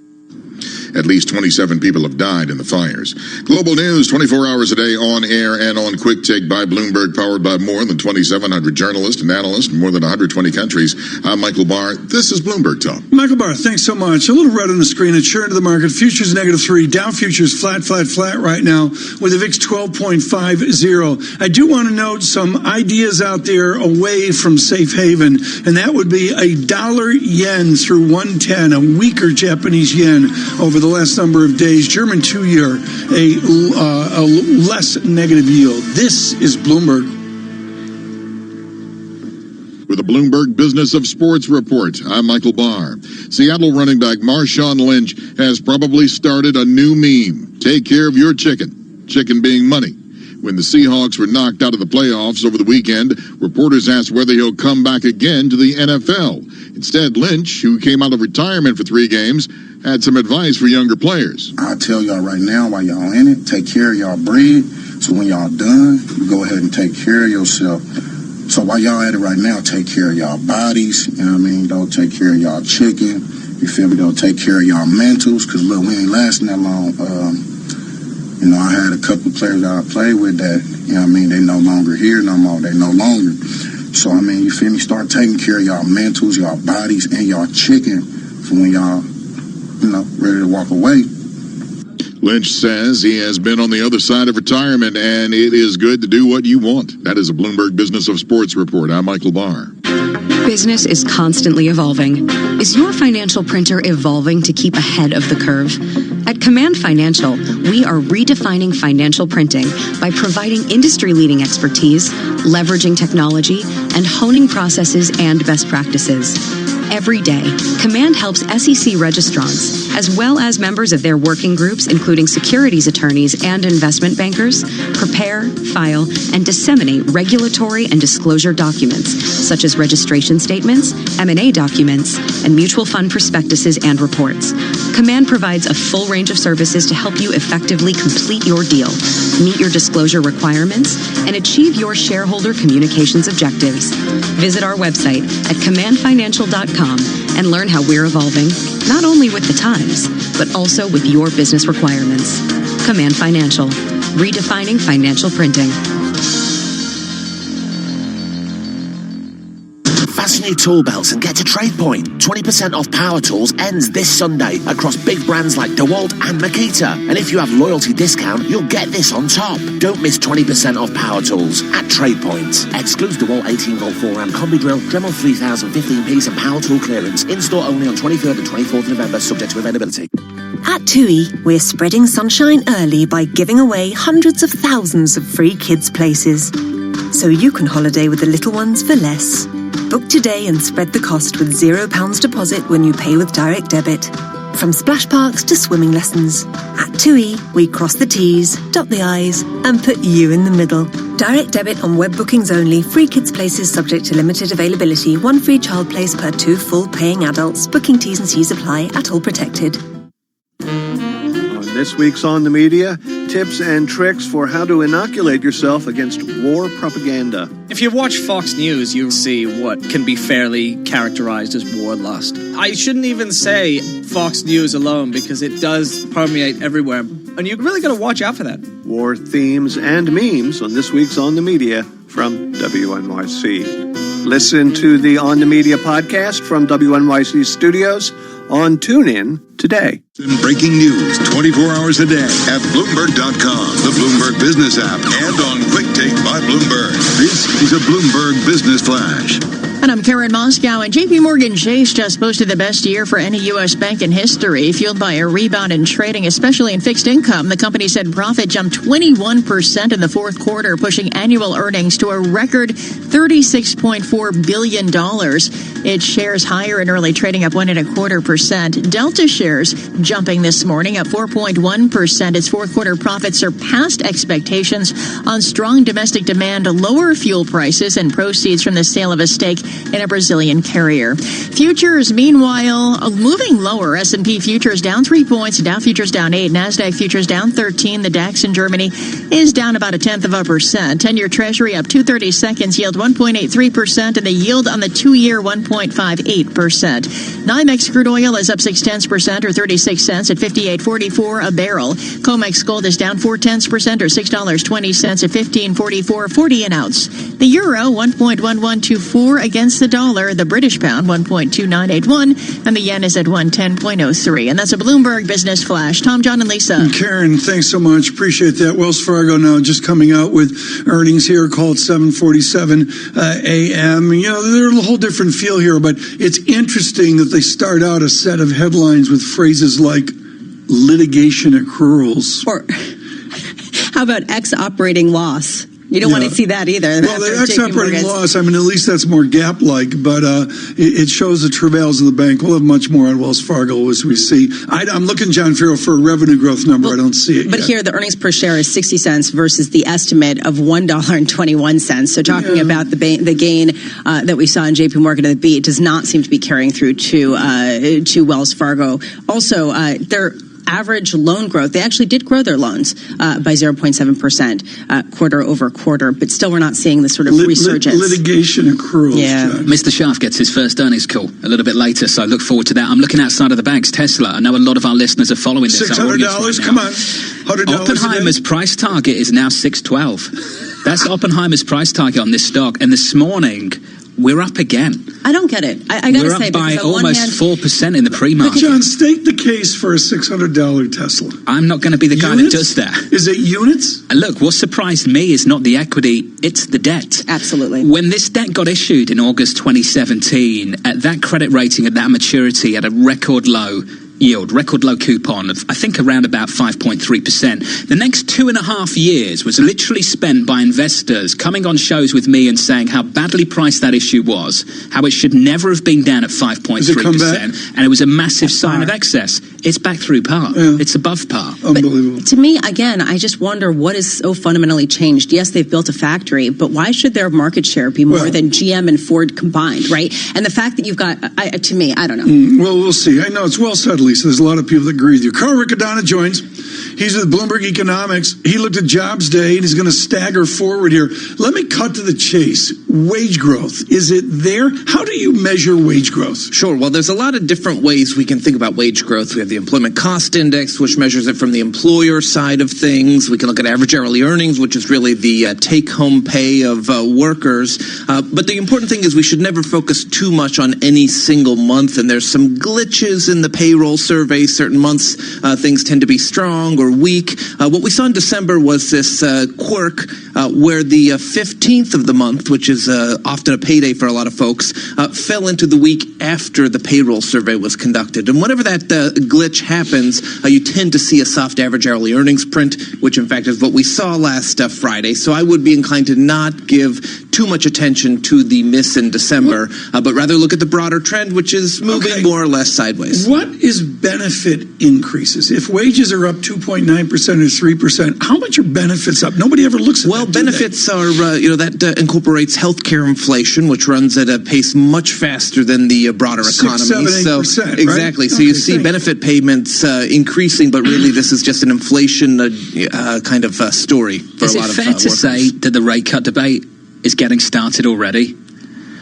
I don't think that's a fair assessment. I don't think the Minneapolis Fed in the last week certainly teeing it up. Sure. So he is among the most dovish of Fed officials. Agree with all of that. And what he's saying is not necessarily a reflection of what's happening in the underlying committee. On Wall Street are starting to call for rate cuts. Absolutely. The Fed has checked itself out of the picture for this year. The only way they move into rate cutting territory is if the economy hits a major speed bump and looks like it's the risk of stalling. That certainly is not the case. They may have checked themselves out, but an increasing number of strategists are checking them back in. And as we know, the Fed has caved to the strategists and to the market consistently year after year. And now the market is pricing in a full rate cut by year end. Sure. So, of course, to make a market, you have to have opposing views pushing in opposite directions. And that certainly is the case. And the case for raising rates this year is certainly weak.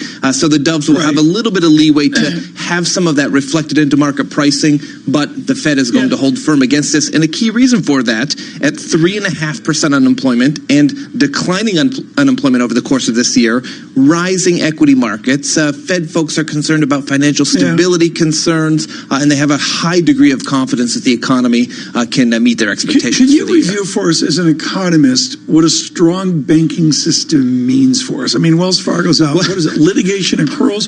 JP Morgan's an act of God to see their earnings today. 10 seconds. What's it mean a strong banking system? We need look no further than the difference between European economic performance and U.S. economic performance. The U.S. banking sector is on sound footing. European banking sector is being hamstrung by a policy mistake called negative interest rates. That goes some way, though, to explaining the story of the last decade, doesn't it? Not just negative interest rates, but the way they cleaned up the banks after the financial crisis. Well, negative interest rates are a big part of that, but you need a healthy banking sector to transmit monetary policy from Wall Street to Main Street, and we don't have that happening in Europe at the moment. We do have that happening in the U.S. So talking about Main Street, as we are going to hear throughout the morning and beyond, the consumer doing so well.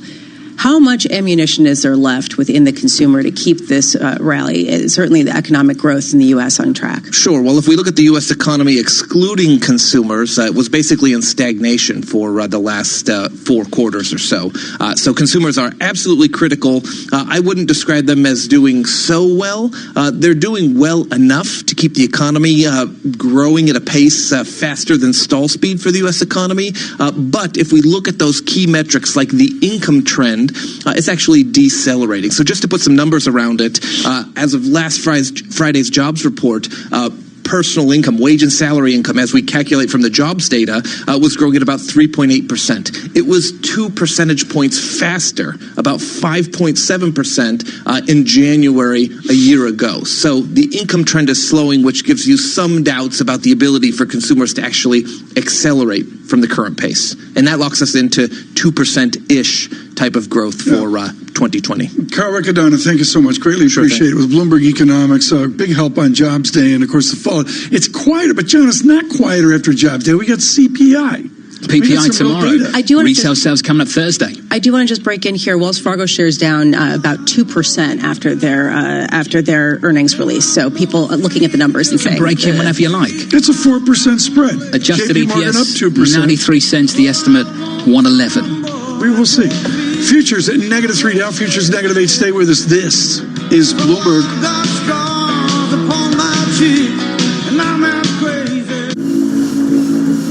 Boredom, fitness enemy number one.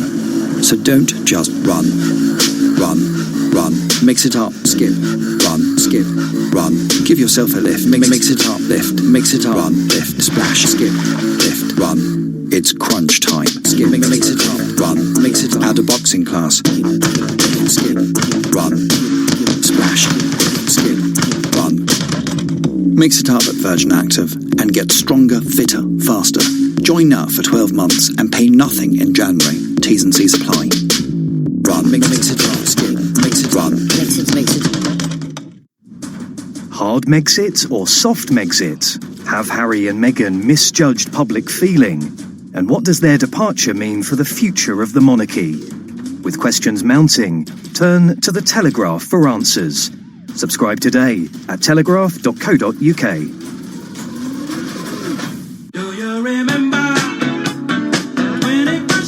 Here at Tesco, we're celebrating over 100 years of great value with even more great prices that take you back. Like a 6-pack of apples from 69p to just 49p. All this week at Tesco. Selected larger stores subject to availability. Offer ends 20th of January.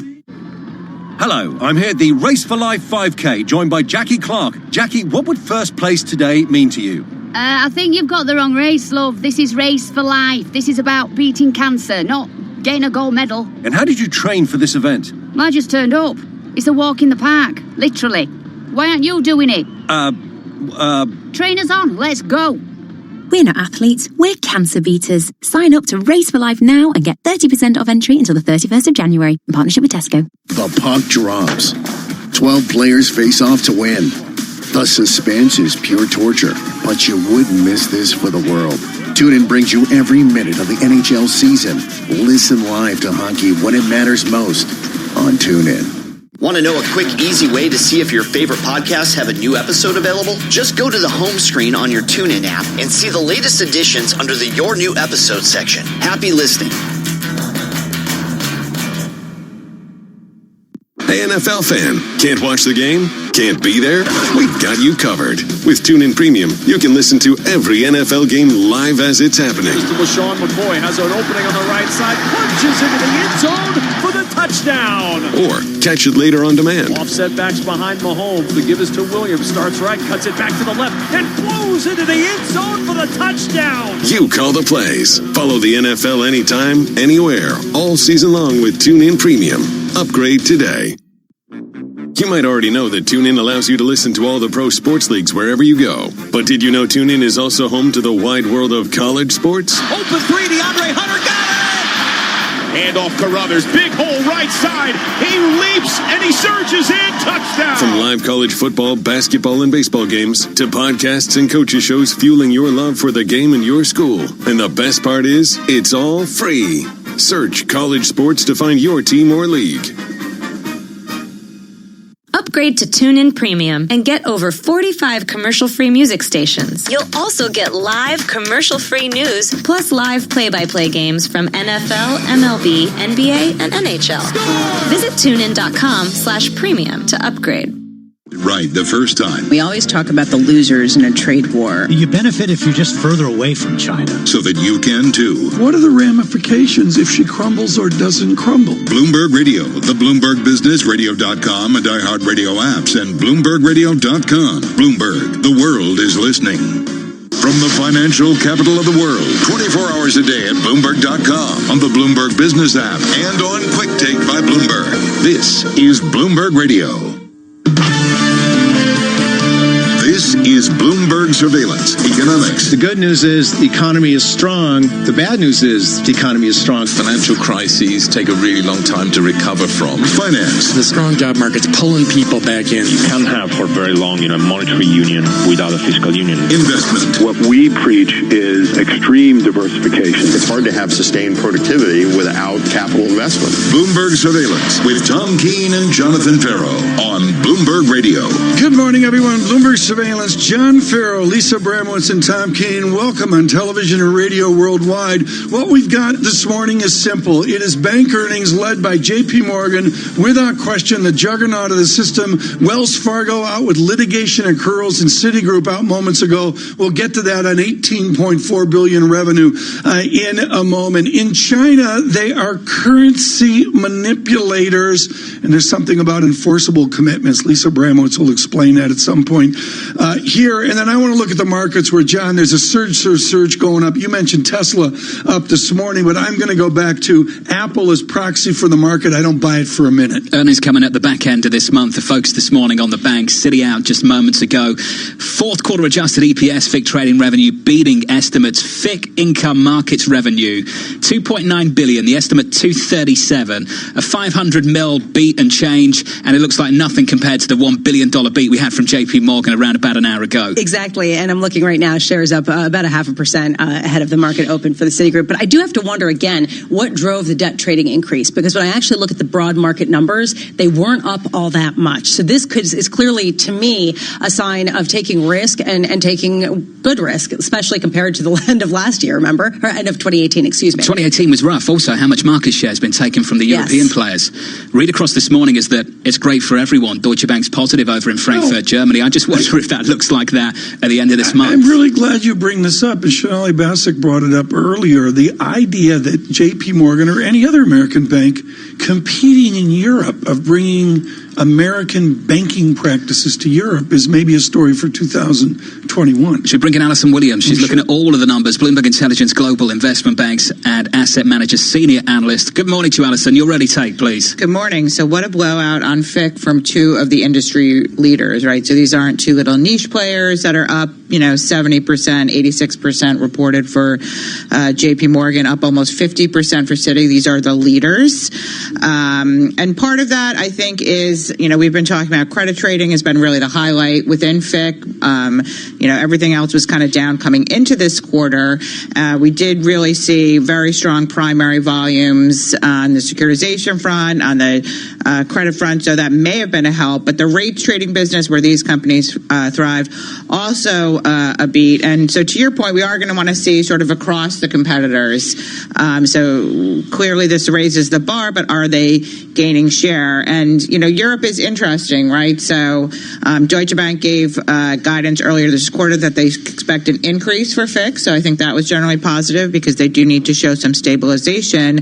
But some of the work that we've done going into 2020, the U.S. has been gaining share. That's been a story for the past few years. But if you dig a little deeper, the European FIC, that's an area Goldman's been targeting. They've actually made progress, according to some of the work we've done. And then the other area that I think we're watching in 2020 and 2021 is really corporate banking. So the cash management business, that's something new for Goldman. So as the U.S. companies have gained all this share, to me, the question is what's left to gain? And if the banks are going to continue to make inroads on cash and corporate banking, can they continue this push?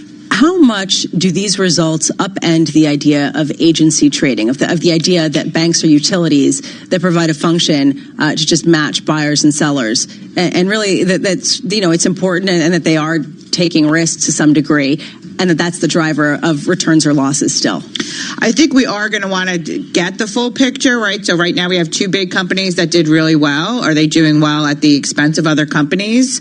Or are they taking share? We're going to want to hear a little bit more about like where the upside is. Is it in businesses, to your point, where there is no volatility, or, have there been, are they really just benefiting from flows and things like, credit and securitization strength, which I think is more of a fundamental driver. JP Morgan is pointing to flows.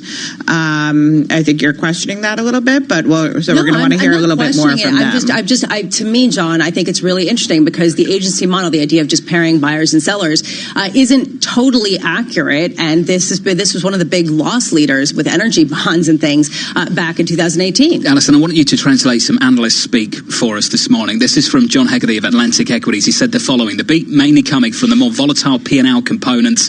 The outlook will be more important than usual. Translate that into English for us. So FIC, awesome, but what's going to happen next quarter, right? Not necessarily sustainable. Net interest income, I think that's really where you might have gotten a sustainable surprise from JP Morgan. Wells Fargo coming in about expected. I haven't looked at Citi's net interest income yet. It's not as indicative for the U.S. banks as JP and Wells. But, to me, last year, the story across the U.S. banks, across banks globally, right, was interest rate environment worse, estimates coming down, NII coming down, revenue coming down.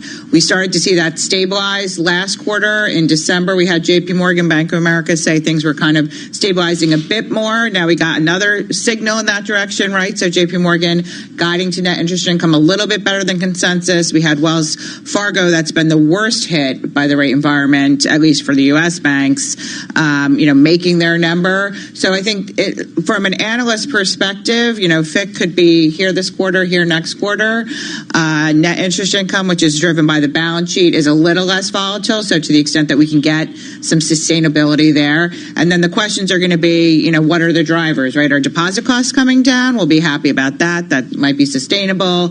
Consumer loan growth, we're hearing all kinds of positive comments there. That's perhaps more a bit sustainable than some trades, as Lisa's point. Alison, thank you so much. Alison Williams, publishing for Bloomberg Intelligence today on the banks. John? Big beats on the street then. Let's get you to some of the price action. The beats coming from FIC trading revenue, a $530 million beat coming out of the likes of Citigroup, a $1 billion beat coming out of the likes of JP Morgan. Your price action as follows: on Citi in early trading, a grind higher by 1.43%, a similar move on JP Morgan in the pre-market, positive by 1.2%. Elsewhere, the story as follows for equities. Futures in the United States on the S&P 500 down around about 3 points. No real drama there.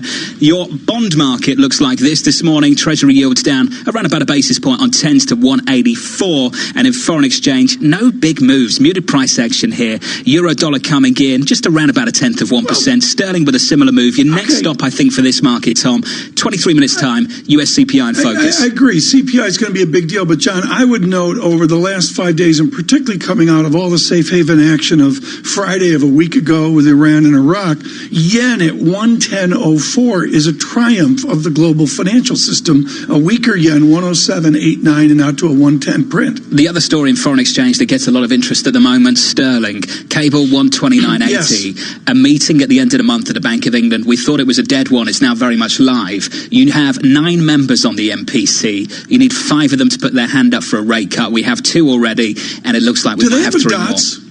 No dots. Bank of England doesn't have a dot. And I hope they don't bring the dot plot in. Well, you and Chairman Greenspan, as he gently mentioned that the other day. Right now on these equity markets, Michael Regan with us. He's with Bloomberg Markets, and of course, has spent decades looking at the markets. I want to go right to breadth, Michael Regan. How do you define breadth this January week of 2020? Well, it's strong. I mean, basically every indicator you look at in the equity market right now is so strong it's almost alarming, right? Breadth being one, the number of stocks above their moving averages, even sort of those short-term momentum indicators that people like to look at, like RSI and the Bollinger Bands, all are sort of pinned towards the top, where that would suggest, this rally is a little bit ahead of itself, at least in the short term. That's why, I was surprised to come in this morning. You see these great numbers at JP Morgan, and you see the futures futures down a little bit. Yeah. I think some of those momentum indicators are sort of reasserting themselves. People are saying, okay, this cannot continue forever. I don't understand why small and mid-cap shares have underperformed so dramatically. We've seen risk on in all of the sort of more speculative areas, and yet until today there was a loss on the Russell 2000. I think part of it is, look at the way all the commentary coming into this year from fund managers, optimistic, but cautiously optimistic. And I think the emphasis being on that caution. And when you look at within the equity, all the different various ways you can play equities, large cap U.S. is basically your safe haven within the equity world. So, you look at your companies like your Alphabets, your Apples, your Amazons. Those are kind of safe haven stocks in a lot of ways compared to a little bit more speculative in the mid cap and the smaller caps. I think so. It shows you that there is a lot of appetite for equities, but there is still this sort of cautious undertone to the bid to some degree. Not so much in fixed income. Certainly, we're seeing that rally continue, even in energy, despite the fact that oil has sort of had a round trip. I'm wondering, which earnings report do you think is most pivotal to watch as sort of a bellwether going forward, given the earnings season we're entering into? Well, the bank earnings obviously are all super important, and not just the numbers they put in the books, but really the commentary, the forward outlook that comes for them. Everyone, I think, listens to Jamie Dimon to see what his outlook on the consumer is strong. The consumer is strong. He said, we knew that. But again, you go back to the way people, so many investors I talk to and listen to on your shows and elsewhere coming into the year. You listen to our show? Well, sometimes, yeah, occasionally, yeah. If I'm stuck in traffic. That's the excuse. He's put in a jail cell. If they're talking Houston Astros, he's listening. But, there's the sense that everyone thinks the economic data has bottomed. I think that is still to be proven personally. I mean, last ISM manufacturing print we got was a 10-year low. As far as the ISM services, we haven't seen a back-to-back increase in ISM services since I think it was September of 2018. So the verdict, the jury sort of came back before all the evidence was in, I think, on the economy bottoming. So, that's what I got to say.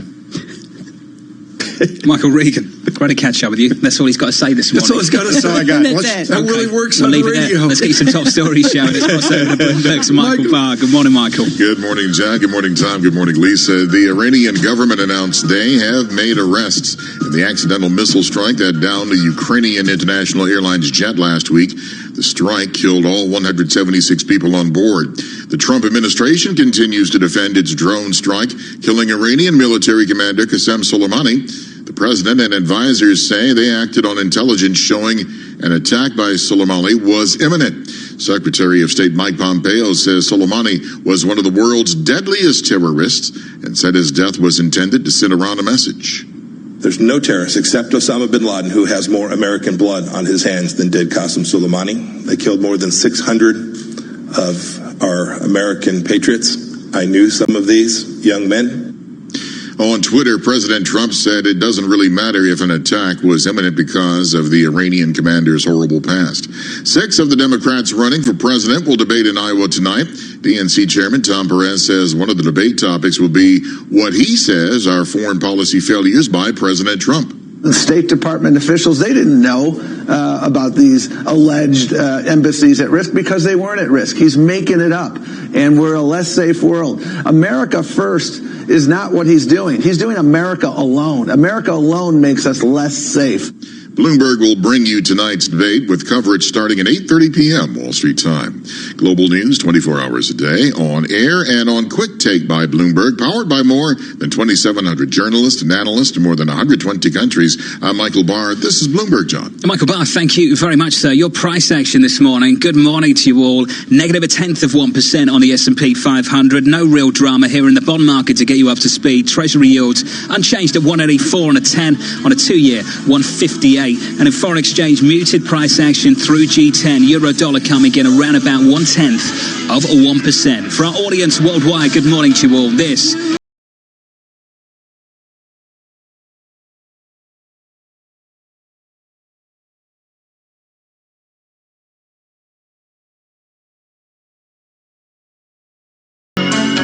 Message and data rates may apply. T&C and privacy terms can be found at babbel.com/terms. Please don't text and drive. Have you wanted to speak a new language, but you thought it'd be too hard or take too much time? Then try Babbel for free by texting EXPLORE to 64,000. In just 15 minutes a day, you'll be on your way to speaking a new language in just a few weeks. And right now, you can try Babbel for free. Babbel starts out teaching you words and phrases by matching them with pictures. You won't believe how easy the interactive program is. Soon the sentences get a little bigger, and before you know it, you're having simulated conversations voiced by native speakers. And because Babbel is crafted by language experts and uses the spaced repetition method, in just 10 to 15 minutes a day, you'll be speaking the language of your choice with real confidence. With Babbel, you can speak a language. Just text EXPLORE to 64,000 and start your first lesson in the language of your choice for free. Download the Babbel app or text EXPLORE to 64,000 and try it for free. Text EXPLORE to 64,000. Why has J.D. Power ranked Commonwealth Financial Network #1 in independent advisor satisfaction among financial investment firms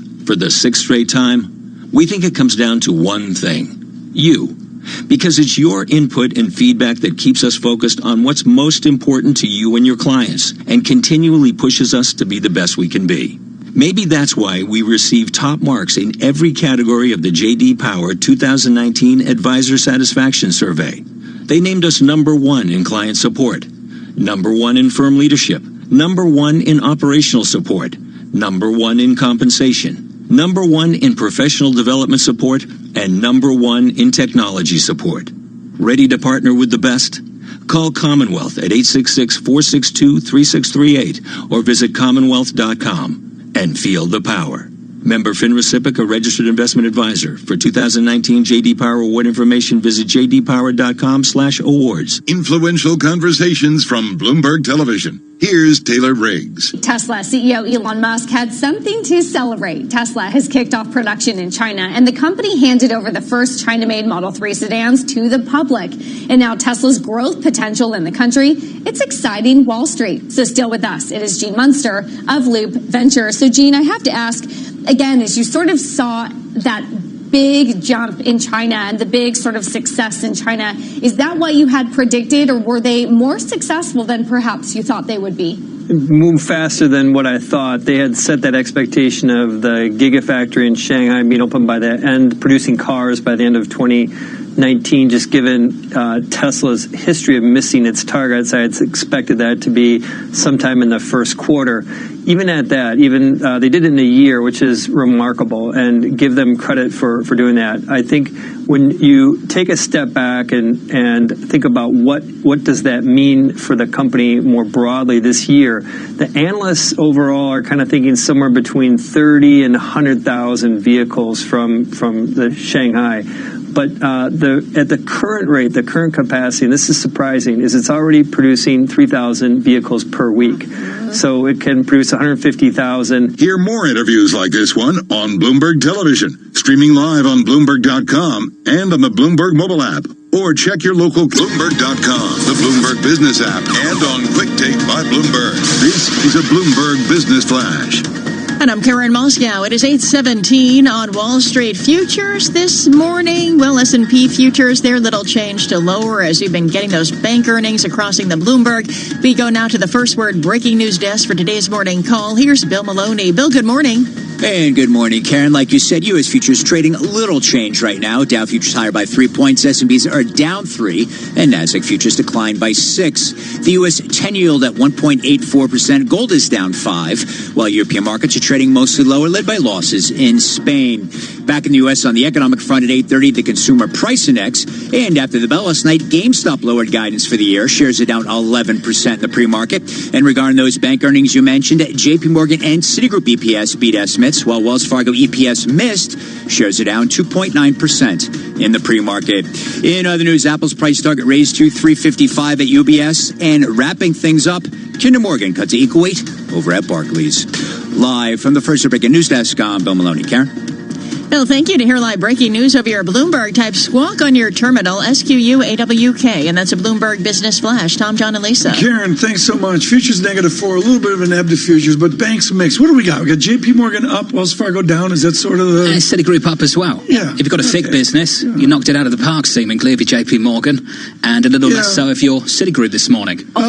I will say, Tom, to your point earlier about investing in tech, we did see a bigger than expected increase in investment and an expense for Citigroup, in particular with their operating business, which I think is interesting, the competitive advantage with smaller firms. Barry Ritholtz with us now, and he does Wheelhouse Barry Ritholtz with his new Bloomberg Opinion column, and I'm going to be delicate here, Barry. You very delicately go after the, as you call them, Austerians. And you've got the class, of course, to have a footnote mentioning some of these people with a lot of bad financial advice over the last 20 years. And basically, it comes down to there's a Calvinist tendency in personal finance, which you would respectfully suggest does not benefit the nation, society, or even the individual. That's right. Calvinist tendency is a great way to describe that. Look, the laws of personal finance are really simple.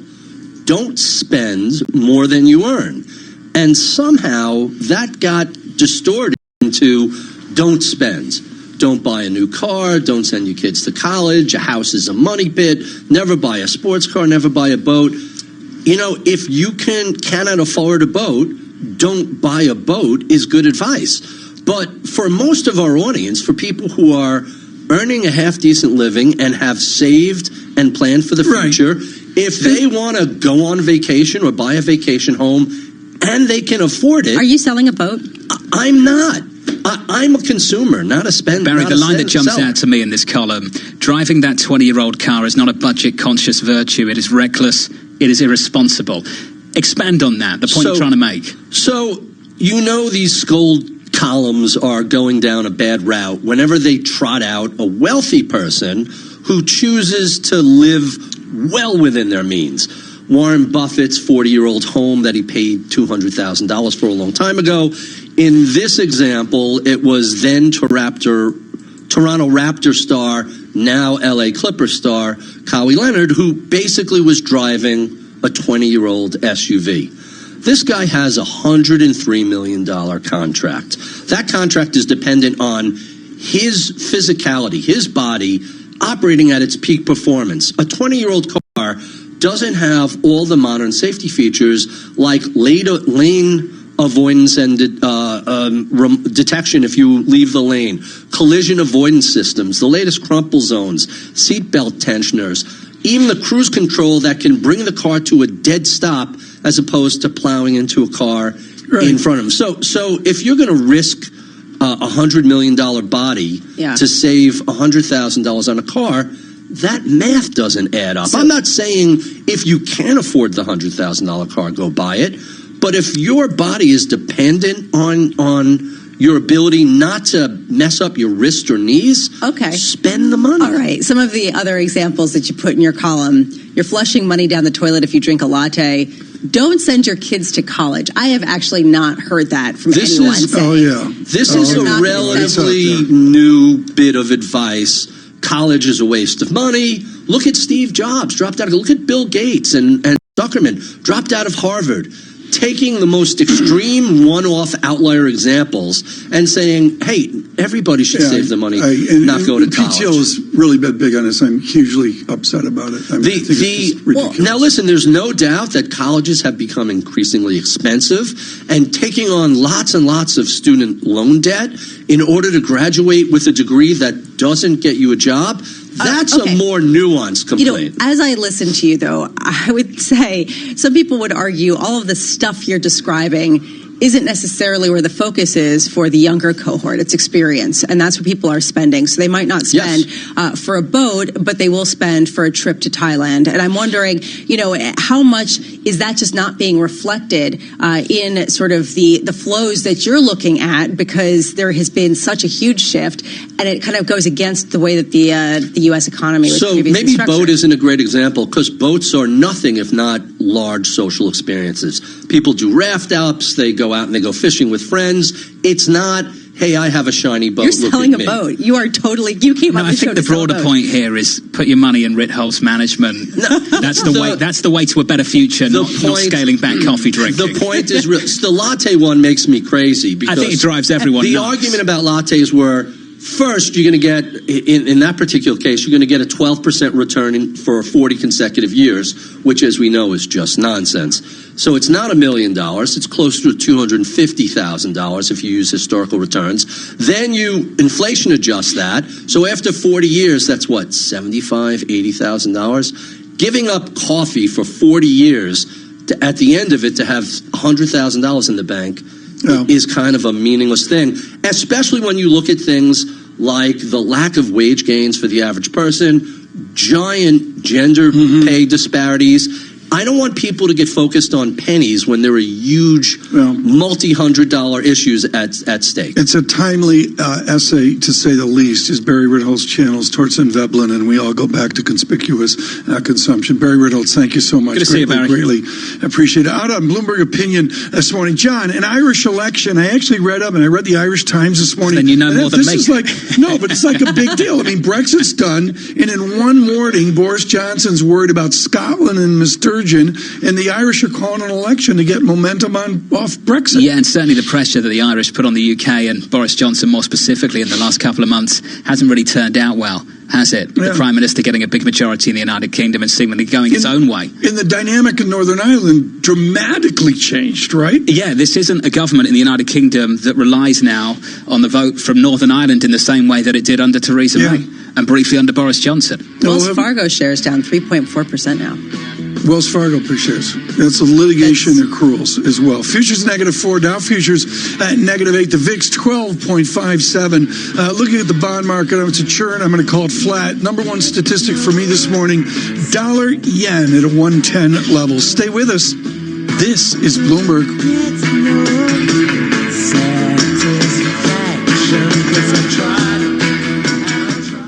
Vatsal Shah is Senior Project Engineer at Mott MacDonald, a global engineering consultancy with more than 16,000 employees. He earned his PhD at New Jersey Institute of Technology, and as an adjunct professor is helping NJIT students explore emerging technologies. My focus is renewable markets, emerging technologies, the idea of floating cities. What are we doing to develop that? What will happen to the city on the water? Well, you're going to have waves hitting it. You're going to have solar. How are you going to develop plants? How are you going to develop vegetation and farming? That sort of thought process happens at NJIT. We actually plan out what will the city look like. How do we develop that? So in 10 years, we're actually ready to take on those challenges when we have our first development in the water. NJIT also has been doing a lot of work in self-healing materials. So taking the polymers and the new material that we have in our material sciences departments and putting them into things like concrete, things like steel, reinforcing our soil. NJIT, New Jersey Institute of Technology. Learn more at njit.edu. Rich is just a really good guy. The term good egg isn't enough to describe him. He's also certified organic and free range. Rich puts the cap back on everything. The toothpaste, the olive oil, the shampoo, everything. He lets his 10-year-old nephew beat him at virtual tennis, even though he can straight up slay his 10-year-old nephew in virtual tennis. When the toilet paper is running low, Rich replaces the roll on the actual holder, not just on the back of the toilet. Rich is texting and driving. Rich, no. What are you doing, Rich? I was just telling everyone how great you are. Texting and driving makes good people look bad. Visit StopTextStopWrecks.org, a public service announcement brought to you by the National Highway Traffic Safety Administration and the Ad Council. Hard Megxit or soft Megxit? Have Harry and Meghan misjudged public feeling? And what does their departure mean for the future of the monarchy? With questions mounting, turn to The Telegraph for answers. Subscribe today at telegraph.co.uk. Ladies and gentlemen, behold the world's most fantastical, sensational number. 76 million. Tonight's Euro Millions jackpot is a massive £76 million. Euro Millions from the National Lottery. Your numbers make amazing happen. Estimated jackpot. Rules and procedures apply. Players must be 16 or over. Keys. Check. Phone. Check. 70s playlist downloaded? Check. Nice. There's one more thing you should check before you leave. Your travel. There's a new cycleway under construction between Kensington Olympia and Brentford Town Centre, so expect delays due to lane closures at the junction of Kew Bridge Road and Chiswick High Road. Plan ahead at tfl.gov.uk. To the Mayor of London and TfL, every journey matters. You might already know that TuneIn allows you to listen to all the pro sports leagues wherever you go. But did you know TuneIn is also home to the wide world of college sports? Open three, DeAndre Hunter got it! Handoff Carruthers, big hole right side. He leaps and he surges in, touchdown! From live college football, basketball, and baseball games to podcasts and coaches shows fueling your love for the game in your school. And the best part is, it's all free. Search college sports to find your team or league. Pascal gobbles up the rebound and slams it down. Catch your favorite NBA team right here on TuneIn. A step back, deep three is up and in. Search NBA on TuneIn and hear all the action. The NBA lives on TuneIn. Broadcasting live from the Bloomberg Interactive Brokers Studio in New York. Bloomberg 1130 to Washington, D.C. Bloomberg 99.1 to Boston. Bloomberg 106.1 to San Francisco. Bloomberg 960 to the country. Sirius XM Channel 119 and around the globe. The Bloomberg Business app and BloombergRadio.com. This is Bloomberg Surveillance. From New York City, this is a Bloomberg Surveillance. For our audience worldwide, we're live on Bloomberg Radio, where equity futures are down a little more than 0.1%, down 4 points on the S&P 500. Some really decent numbers coming out of JP Morgan and Citi, lifting those two stocks respectfully in the early part of trading. Let's get you some economic data now, shall we? Let's cross over to Vinny Dow Judice. Good morning, Vinny. Hello, Jonathan, Tom, and Lisa. Let's look at inflation, the consumer price index, the cost of living. The headline up 0.2%. Food and energy, excluding food and energy, up just 0.1%. So the report tamer than forecast. We saw a 1.4% increase in energy prices. Food up just 0.2%. Year over year, we're running at 2.3%. Excluding food and energy, year over year, 2.3%. So generally, these numbers pointing to tame inflation on the surface, up 0.2, core up 0.1. Question: if you have to pay higher prices for college tuition, health care, medical care, what have you, aren't you on an individual basis topping the Fed's 2% target? That's a really, really timely question. Something to think about. Yeah, I'm Vinny Dow Judice. Let's go back to New York. Tom, John, and Lisa. Vinny, thank you. And that sets up my question to John Sylvia. First, I want to go to John Farrow. John, this is a really interesting set of data, and I'm going to go to weekly earnings. The revision comes in south, and we had a 0.0% statistic coming off the lack of wage growth in the jobs report. This is a disinflationary tone, and just a few mild downside surprises in this particular report. No real drama, but it's there. And in the FX market, what we see is a dollar that just comes off session highs, down by, what are we up by? Around about 0.16% on the dollar index this morning. Right now is the economist Vincent Del Giudice sets us up beautifully with John Sylvia, of course, with Dynamic Economic Strategy for years with Wells Fargo, and truly one of the nation's experts in linking our economic dynamics into our labor economy.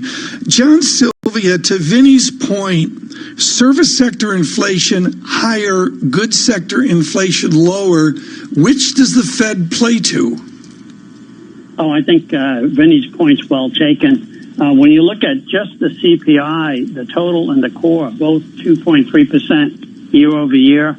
And on top of that, the point being is that the Fed Atlanta, the Fed Cleveland also have price indices above 2%. It's really the PCE, core PCE, which is the outlier. Yeah. And as Vinny implied, if that's what the Fed's looking at, then the overall inflation numbers that are meeting the average household in the United States is much higher than the 2% target that the Fed's talking about. John, you've lived this and you've been way out front on it. Chairman Powell at a given press conference will trot out Dallas and have great respect for the inflation our listeners and viewers feel.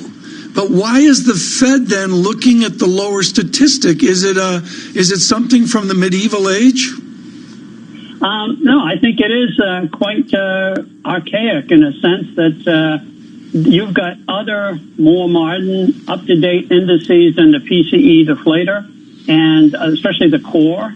And one has to pay attention to these other items. Again, you look at medical care, 2.5%. Services less energy, 3%. Shelter, which is, basically rent, 3.2%. Medical care services, 5.1%. 5.1%. Wow. Right. Well, that's what Vinny was hinting at. The prices that people see for some of their services and some of the items they truly do buy and care about are, in fact, rising. So when you look at healthcare and education and elements like that, you do have a little more inflation than otherwise. I mean, I understand that gas prices are down 3.5%. That's wonderful. But a lot of people are looking at those tuition and healthcare bills. No way. John, I do have to wonder, though, the Fed's trying to run this economy high and get inflation going more than we're seeing. But higher health bills, higher rents, is that good inflation?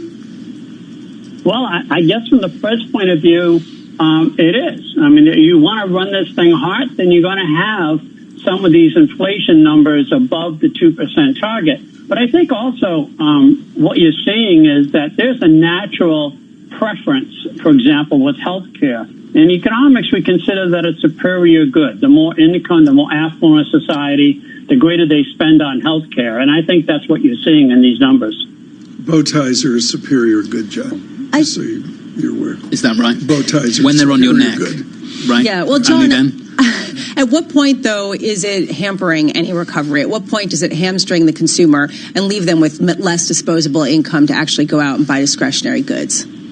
Well, it does suggest that with the inflation numbers, the real inflation numbers people are facing, let's say the CPI 2.3%, that it does hit consumer spending more than what we would expect given the Fed's PCE deflator. So it is slowing down the average consumer over time. And what we really need to look at is the real income gains, real wage gains that people are talking about. And if inflation's creeping up and your nominal wages are steady, which is what we saw on Friday, then you are seeing a deterioration in the real wage improvement of consumers. John Sylvia, thank you so much. Greatly appreciate it. Dynamic economic strategies this morning as we look at an inflation report came in tepid and yields came in a little bit. Let me give you those to four digits. 2-year yield 1.5761, unch pretty much. 10-year yield comes in a solid 2 basis points, 1.83, well under that 2% comfort zone, I guess, mentally for all of us right now. And 30-year bond well under the 3% level, of course, 2.29% as well. My eyes are failing me. A little bit of curves flattening this morning, Lisa. Yeah, but really marginal. Well. Not a lot of action this morning. Let's go all EM right now. Damian Sassauer joins us. They're very advantaged that he's been with us over the last number of days to look at EM and correlate it in to what we see in the markets. I want to go back to first principles. Safe haven off. Yen 107, 108, 109, 110. Is there a safe haven, Damian Sassauer, within emerging markets? Is there a certain country that's yenish? Well, not anymore, really. I mean, even if you look at the CE4, which is, Hungary, Poland, those Euro-tied economies, which have historically served as safe havens, it's interesting. They're not anymore. And I want to just expand on your recent conversation about inflation, because that is the one area on this planet right now where we are seeing inflation pick up. We just had Hungary print this morning way higher than expectation. Hold inflation. Yeah, look at me. I mean, I'm talking CE4 here. I'm talking Romania, Hungary, Poland. But, what's interesting is if that's sort of a precursor to higher inflation in the Eurozone, then watch bunds and watch what the impact on U.S. Treasury yields are going to be. We're also seeing inflation in India, although it's stagflation at this point because we have growth slowing down. I am wondering, though, about China in light of some of the numbers that we got overnight. We got information about their trade, and it actually was better than expected. They managed to offset some of the impact from the U.S. trade tensions with other nations. What did that tell you? What was your big takeaway from these numbers? Well, I don't think the currency manipulation manipulation label is really anything. I mean, what does it do? It really prevents China from participating in U.S. government procurement contracts, which they never did anyway. So I don't think there's a real meaningful real-world impact. But what's interesting is who is left off the list. Countries like Thailand, right, who have been actively, intervening in their currency market to really protect the Thai baht. They didn't show up on the list. And then if you just look at the wrist slapping that was going on in places like the Netherlands, Germany, Singapore, guys who are on the list right now, it's interesting that you see Trump kind of, keeping some of them on the list. They have to stay on for 2 years, countries like Malaysia and Singapore. But it's just interesting to see that they, basically, took that label off of China ahead of just tomorrow's a quick question, Dave, just to jump in. I know some people in EM were scratching their heads as to why Taiwan wasn't in here. Why wasn't it in here? Thailand. So no, the likes of Taiwan. Oh, Taiwan. Well, Taiwan's an interesting one, right? Because I think there's a real political kind of undertone to that, given its, the one China policy and what just went on with the election. So I can understand. Look, China didn't qualify for currency manipulation status back in August when he labeled them anyway. They only satisfied one of the three criteria, and he did it because they allowed the currency to devalue through 7. So it's very political the way the Trump administration is using that label, in my opinion. But if you just kind of look at, to your point, what is the real world impact? $13 billion of yuan options traded on Monday. That's more than euro and yen, according to DTC data. I mean, that's a big, big number. And today, I just looked at it at 6 a.m. this morning. It was already up to $6 billion. And by the way, no direction whatsoever. You're seeing 675 puts. You're seeing 695 calls. It's not going to tell you where it's headed next, but there is a lot of option volume going through. What does that mean? I mean, basically, people are taking this manipulation discussion and putting it into what? Well, I think it means one of three things. It could mean that people are either buying or selling volatility, right, by basically putting on strangles and straddles because they think that maybe that, the China yuan dollar cross is going to be a little bit more stable or not. What it also means is that maybe people are playing for a move toward 680, 670 by buying puts on dollar yuan, or it could mean that guys who, ahead of this Spring Festival, Lunar New Year, all of the stuff that's going on the ground in China, maybe people think that's been sort of artificially driving down dollar yuan, and they're kind of hedging against the move back up. Damian Sassar with us on EM. We just got an email, and we really don't care. He's a fantasy football giant. Packers lost to the 49ers 37-8 on November 24. The 49ers know this is not the same Packers team, is it? No, what do you do with a heritage game like that? Everybody knows, John, this is like a derby. It's like Liverpool. You tell me, Liverpool, Everton. Man City, whatever. It's like the emotion of America to see the Packers go out to the 49ers. Well, I'm going to steal a line from my favorite band, Journey. That City by the Bay is a tough place to play. And so, look, I mean, if you're a Packers fan, I'm rhyming. My word. I like the fact that the Packers have Devontae Adams back in the lineup. And, I think if they continue to pepper him with the ball, I think they're gonna do okay. But look, San Francisco's a tough one. They can run all over them. I'm a little bit disappointed they didn't go to Mostert. They went to Coleman last week. It hurt me in fantasy, but oh my word! Don't stop believing. Damian Sassauer, thank you so much for being with us today. Right now with the news, Michael Barr. Thank you, Tom. Thank you, John. Thank you, Lisa. 6 Democratic presidential candidates qualified to be on the debate stage tonight at Drake University in Des Moines, Iowa. It is the last debate ahead of next month's Iowa caucuses. Bloomberg will bring you live coverage of the debate starting at 8:30 p.m. Wall Street time, and following the debate, we'll have a special edition of Sound On with Kevin Cirilli, live from Iowa. President Trump once again says Iranian General Qasem Soleimani should have been killed some time ago. Soleimani was killed by a U.S. drone strike. Trump, speaking to reporters on his way to the college football national championship game, was asked about the intelligence concerning Soleimani. We killed Soleimani, the #1 terrorist in the world by every account. Bad person, killed a lot of Americans, killed a lot of people. We killed him. And when the Democrats try and defend him, it's a disgrace to our country. Secretary of State Mike Pompeo says we have to confront tough questions about national security consequences of doing business with China. Pompeo, talking to the Silicon Valley Leadership Group in San Francisco, was asked about the so-called Phase 1 deal between the U.S. and China. We also have to honestly confront tough questions about the national security consequences of doing business in a country controlled by the Chinese Communist Party. Pompeo also says we need to make sure that our countries don't do deals that strengthen a competitor's military. Global news 24 hours a day, on air and on Quick Take by Bloomberg, powered by more than 2,700 journalists and analysts in more than 120 countries. I'm Michael Barr. This is Bloomberg Time. Michael Barr, thanks so much. This is something John Farrow has really been out front on, which is technology and industry and trade. And John, we've got a headline out of this deal. Interesting that it's buttressed around the Phase 1 signing. Well, the approach is very interesting as well. It's not just the United States, it's the EU, it's Japan seeking tougher WTO rules on industrial subsidies. This is a problem this administration had with China. It is not in the Phase 1 agreement. A multilateral approach with the US, the EU and Japan looking to go through the WTO to put a little bit more pressure on the Chinese to scale back on industrial subsidies. This is fascinating, and the timing is really fascinating given the fact that the Chinese delegation is coming tomorrow to sign Phase 1. Wow. How long has this been in the works? It's been in the works, you think, and the timing again, along with currency manipulation and enforceable commitments, all crescendoing on January 15th. Stay with us. This is Bloomberg Radio. This is your Bloomberg Real Estate Report. I'm Denise Pellegrini. 2020 promises to be a good year for commercial real estate, according to Gil Borak, CEO of Colliers International. And he says certain businesses are really driving demand for leases lately. Financial has been quite strong, and indications are that it will continue. Tech players, the big 5 tech companies, are taking space at an alarming rate. And then, flex space players, right? We've had a bunch of bad headlines on WeWork, but notwithstanding that, the concept of flex space and large tenants having a part of their portfolio be with a flex space sub-landlord is compelling. So in those areas, we've seen a lot of growth. It's particularly strong in San Francisco. It's strong in New York City. Borak also says he's especially positive on secondary cities. He says one place Colliers is betting on is the Carolinas. And that's your Bloomberg Real Estate Report. I'm Denise Pellegrini.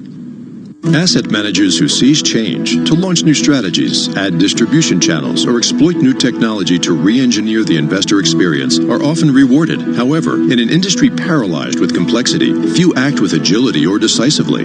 Few run their business strategically. Yet, the most competitive managers in the market know, with the right partner and a flexible operating platform, you can. Go boldly toward change with SEI Investment Manager Services. Determination and operational strength are both essential factors for growth in asset management. I'm Steve Meyer, President, Head of SEI's Investment Manager Services Division. We know that disruptive forces create opportunities around the world. If you see potential in change, our industry specialists will maximize SEI's integrated platform of data and risk management, global investment operations, compliance support, and investor services to position your asset management business for success. Come grow with us. With SEI Investment Manager Services, you lead the charge in a competitive marketplace. Learn more at SEIC.com/seize. Keys.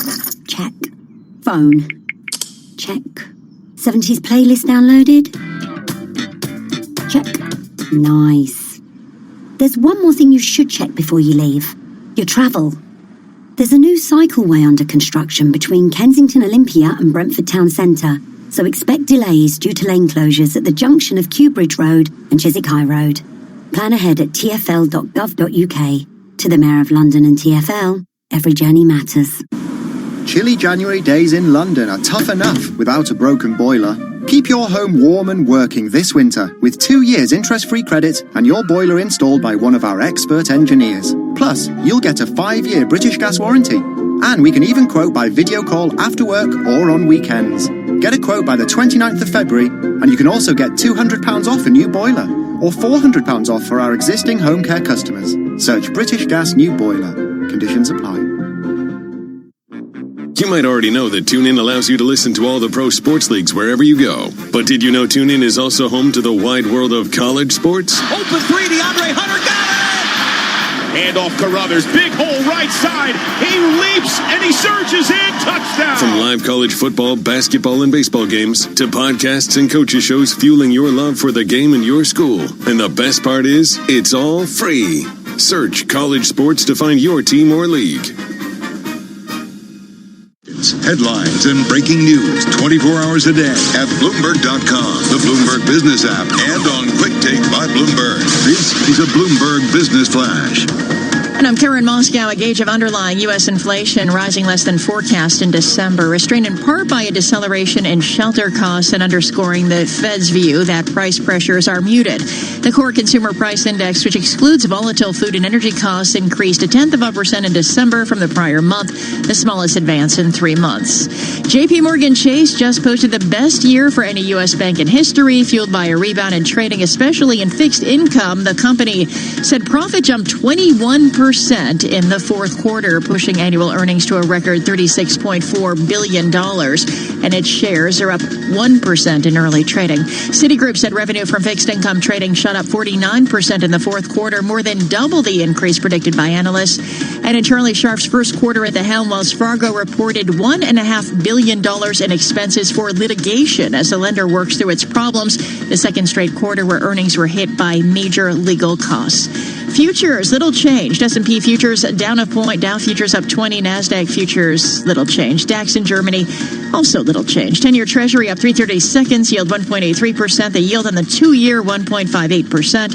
NYMEX crude oil is up 0.8% or 48 cents at $58.55 a barrel. And that's a Bloomberg Business Flash. Tom and Lisa. Thank you so much, Karen. Greatly appreciate that. We welcome all of you across the nation. Sirius XM channel 118. Boston 106 FM,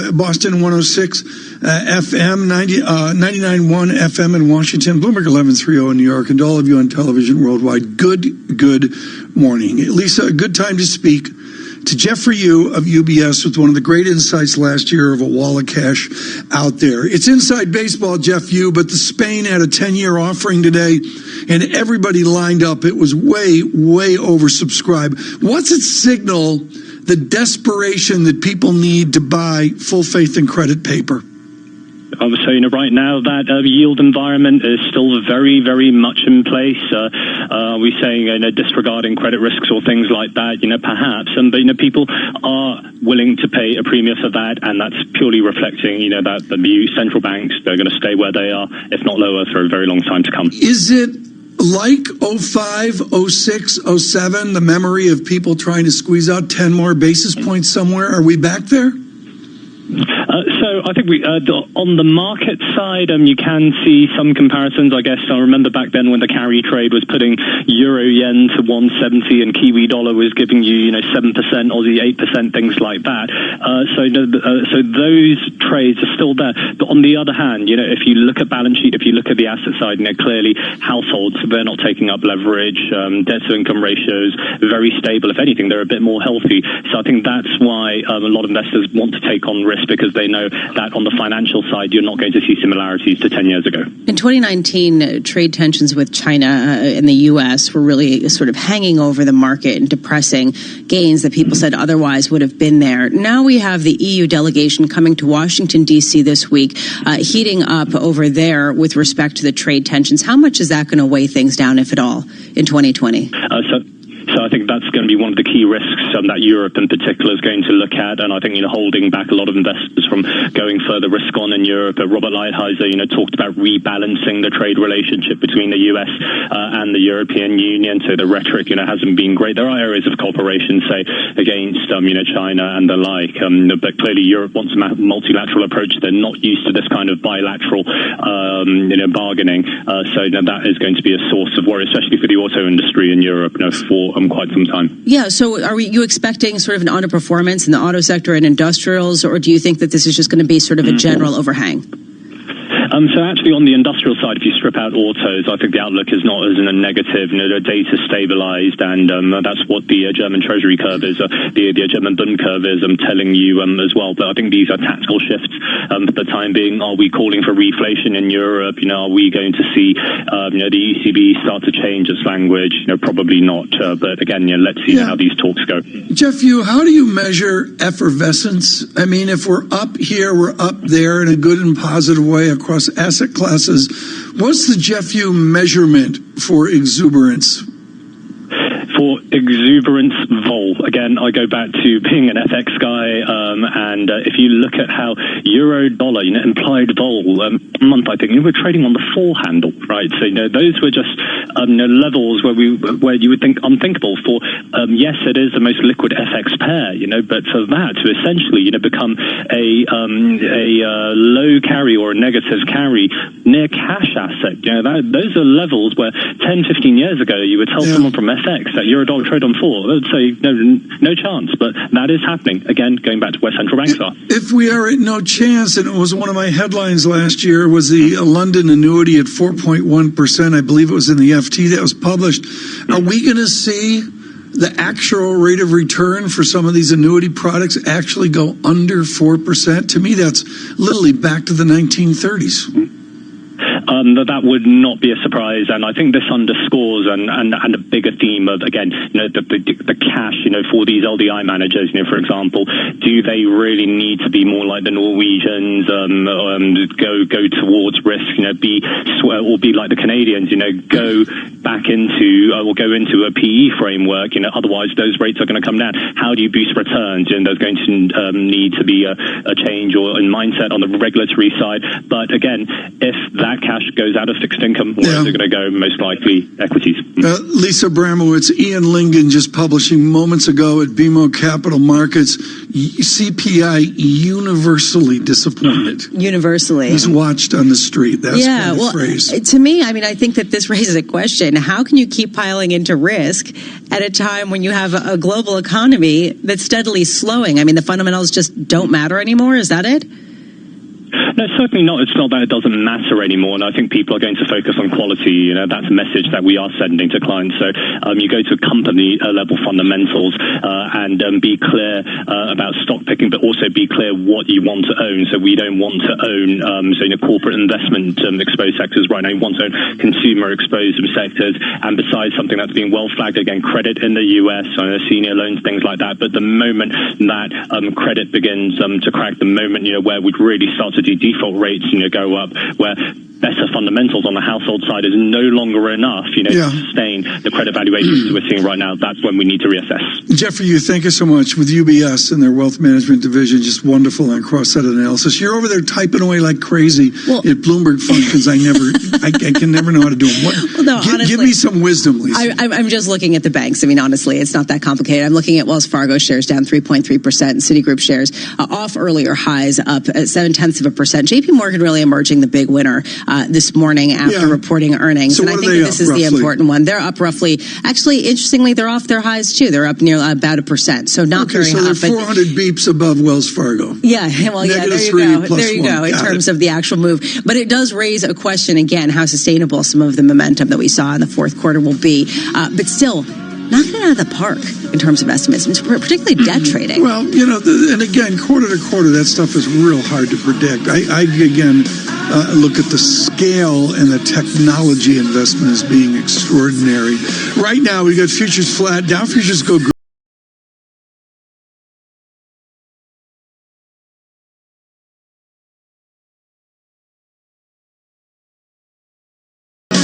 Whatever job you're searching for, you can find it on LinkedIn. Banking jobs, building jobs, extra hour in bed jobs, Waterloo jobs, Canary Wharf jobs. New year, new you, new job, jobs. First jobs, flexible jobs, pay off the Christmas debt jobs, advertising jobs, accounting jobs, HR, PR, even ER jobs, small jobs, big jobs, work from home and your PJs jobs, or even voiceover jobs, which is how I ended up recording this ad. Search millions of jobs on LinkedIn and find one meant for you. Boredom, fitness enemy number one. So don't just run. Mix it up, skip, run. Give yourself a lift, mix it up, lift, mix it up, run, lift, splash, skip, lift, run. It's crunch time. Skip, mix it up, run, mix it up. Add a boxing class. Skip, run, splash, skip, run. Mix it up at Virgin Active and get stronger, fitter, faster. Join now for 12 months and pay nothing in January. T's and C's apply. Run, mix it up, skip, mix it, run. Mix it. Hey, NFL fan, can't watch the game? Can't be there? We've got you covered. With TuneIn Premium, you can listen to every NFL game live as it's happening. LaShawn McCoy has an opening on the right side, punches into the end zone for the touchdown. Or catch it later on demand. Offset backs behind Mahomes. The give is to Williams. Starts right, cuts it back to the left, and blows into the end zone for the touchdown. You call the plays. Follow the NFL anytime, anywhere, all season long with TuneIn Premium. Upgrade today. Ah, finally another commercial, said no one ever. Visit TuneIn.com/premium to upgrade now and get over 45 commercial-free music stations.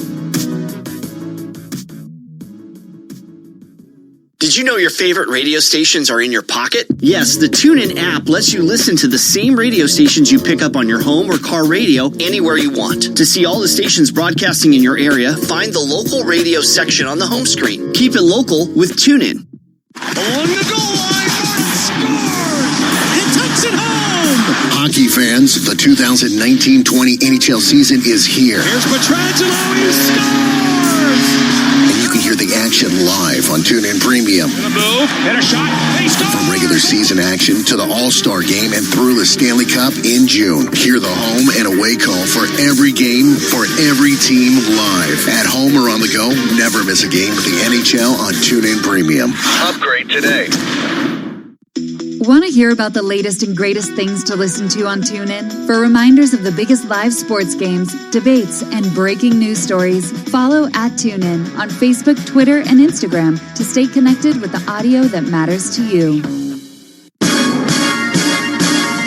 Hello, I'm Nat Coombs from ESPN's The Nat Coombs Show, which admittedly is 1 out of 10 for original podcast name, but 10 out of 10 for NFL chat. Every week, we're dropping 4 episodes with an all-pro lineup of terrific guests, journalists, comedians, players, coaches, you name it, all getting you up to speed with everything gridiron. The Nat Coombs Show, American football, British accent.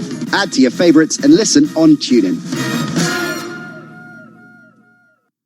We have to get it right the first time. We always talk about the losers in a trade war. You benefit if you're just further away from China. So that you can too. What are the ramifications if she crumbles or doesn't crumble? Bloomberg Radio, the Bloomberg Business, Radio.com, and iHeartRadio apps, and BloombergRadio.com. Bloomberg, the world is listening. From the financial capital of the world, 24 hours a day at Bloomberg.com, on the Bloomberg Business app, and on Quick Take by Bloomberg. This is Bloomberg Radio. This is Bloomberg Surveillance Economics. The Federal Reserve's independence is crucial. Central banks should be prepared and not presumptuous. Finance. In order to grow, you need to innovate. Global money doesn't like uncertainty. Investment. I think the issue in the market is really more about the possibility of a recession in the next couple of years. I do think we need to get back to where we have always been, the American dream. Bloomberg Surveillance with Tom Keene and Paul Sweeney on Bloomberg Radio.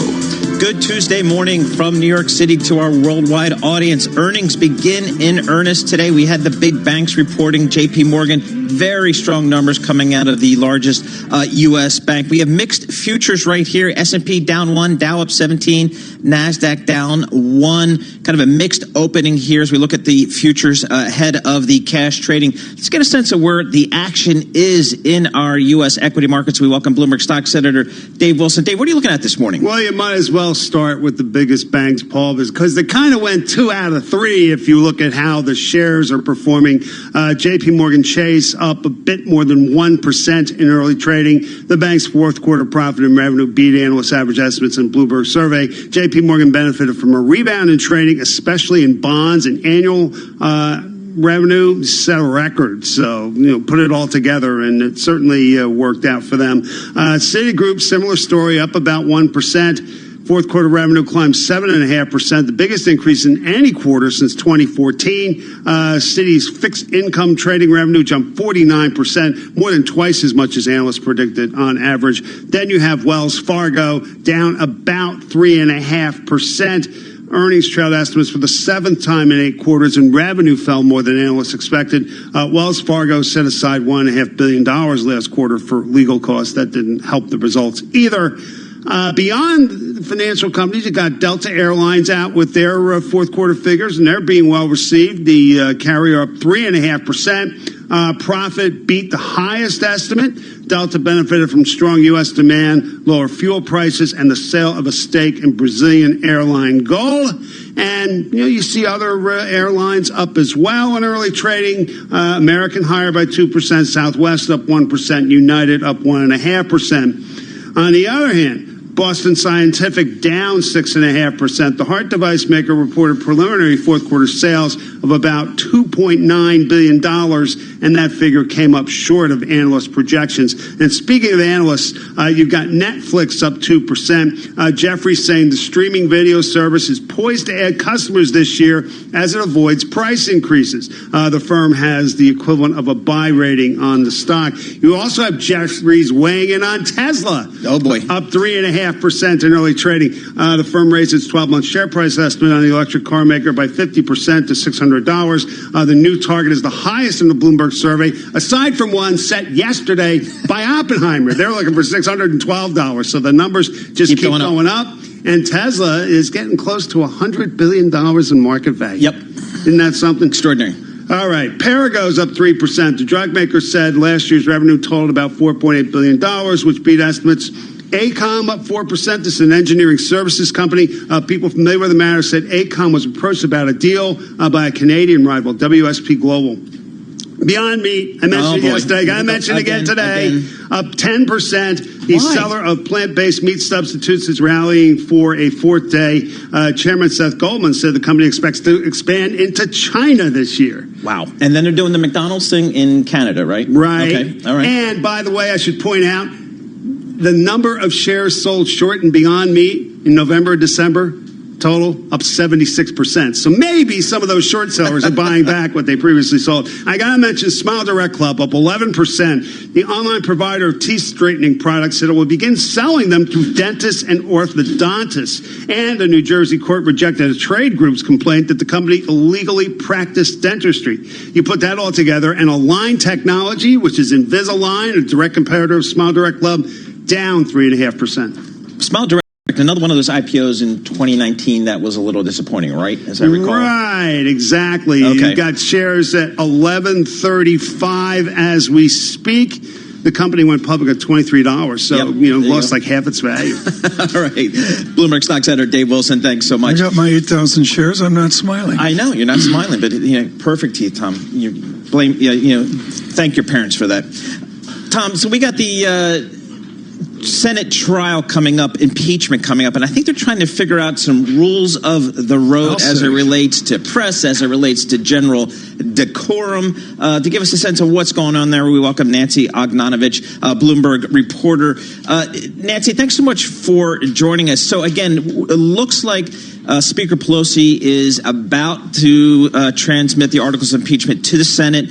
Presumably, then a trial will begin. Give us some sense of kind of some rules of the road that the Senate is thinking about at the moment.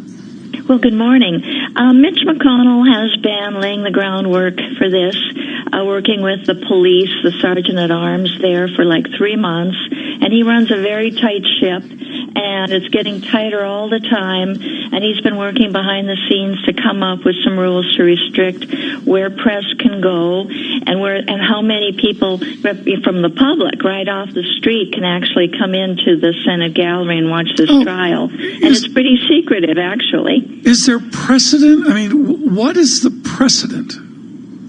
Well, the precedent is that in the 1999 trial, tickets were distributed to this trial through senators' offices, and that's kind of a starting point. But and the Republicans are stealing signs from the Democrats. Can you scalp those? So they sell Nancy, tickets. There are tickets to this? Well, most of the tickets are going to go through the senators' offices, and that way McConnell and other leaders can control who gets in. A lot of those tickets will go to staff people. They'll go to favored constituents, favored business associates. And yesterday I was told by the doorkeepers who know everything and have been drilling on this for 3 months, that there will be only one small gallery holding 35 members of the public, people who come that day and get a ticket off the street. And if any of them stand up and say anything or pull out a sign, they are pulled out of there immediately, and most of them face arrest, and they're tossed. And then they can't come back in the Capitol for a year or two. So, all right, let's talk about the press. I mean, is there going to be a segregated area for the press? How many press passes will be issued? Do we know anything about that?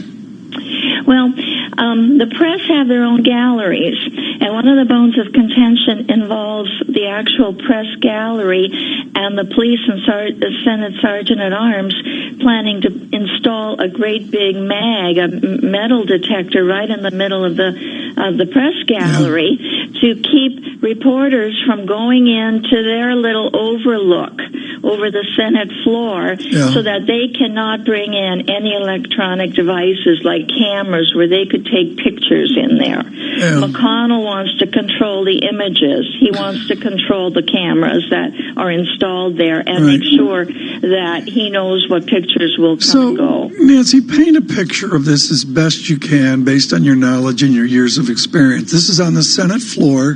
Does everybody show up, or are there a lot of empty seats? Well, that's one reason why they don't want a lot of cameras, right? No, I mean, what's the answer? Does everybody show up, or are there a lot of empty seats? They are supposed to show up and sit there. And Senator Cornyn of Texas yesterday said the senators themselves won't be allowed to bring in their iPhones or iPads. They have to check them and put them in these cubbies, and then they have to sit there, and they have to listen to, what the presentation is. The judge sits, Chief Justice Roberts sits up top, where the president speaks? I don't know where he actually will be situated, but he oversees it and he makes rulings. And Al Michaels and Chris Collingsworth are up to the left. So, Nancy, if Speaker Pelosi transmits the articles of impeachment this week, is there a sense of timing when this will occur? Yes. Senator Cornyn, who had been whip up until a few months ago, said he expects it to really be underway next Tuesday. And then you could envision it going for a couple of weeks at least. And there is talk of weekend sessions, and you'll have, once the trial begins and the senators stay in the chamber and they have opening arguments, the Senate Republicans are still finalizing rules for the trial, and one issue is whether they vote on whether to dismiss the charges without a full trial, what the president wants, but Republican leaders are saying they don't have interest in a quick dismissal before they hear arguments. So perhaps each side will end up making opening statements, and senators will have the opportunity to ask questions. That's what we saw in 1999. And then at some point there'll be this decision on whether to call witnesses or conclude the trial. And as you know, there are about 4 Republicans that are needed to join 47 Democrats, and they're working on that. It sounds eventful. Nancy Ignatovich, thank you for the briefing. I learned a lot there about. I just sort of made up the networks are going to carry this. Don't know. I honestly. I can't remember back in 90. Yeah, I honestly can't remember. Yeah, I suspect so, because they've been carrying. I don't know. Pretty much everything. That was a really good briefing, and we'll do more. And I'm sort of shocked Tuesday's upon us. I mean, it's like a week away. Exactly. We'll be doing it. Where's Apple? Is Apple up like 8% this morning? I mean, what's Tesla up? Like, it's over $500. I mean, it was $178 back in June. I'm just not sure what's going on. I guess they opened a plant in China, and I guess I don't know. Demand is still there, and and the shorts are getting crushed. Well, exactly, and again, the shorts have to cover that trade if it goes wrong, and when they do, they have to buy back shares, which gives a little acceleration. That's right. To the lift as well. Right now, with our news in New York City, here's Michael Barr. Tom, Paul, thank you very much. 6 Democratic presidential candidates qualified to be on the debate stage tonight at Drake University in Des Moines, Iowa. It is the last debate ahead of next month's Iowa caucuses. Former VP Joe Biden addressed recent poll numbers that show a tight race in Iowa ahead of tonight's Democratic debate. Biden says his campaign has the broadest coalition of support across various demographic groups among all the candidates.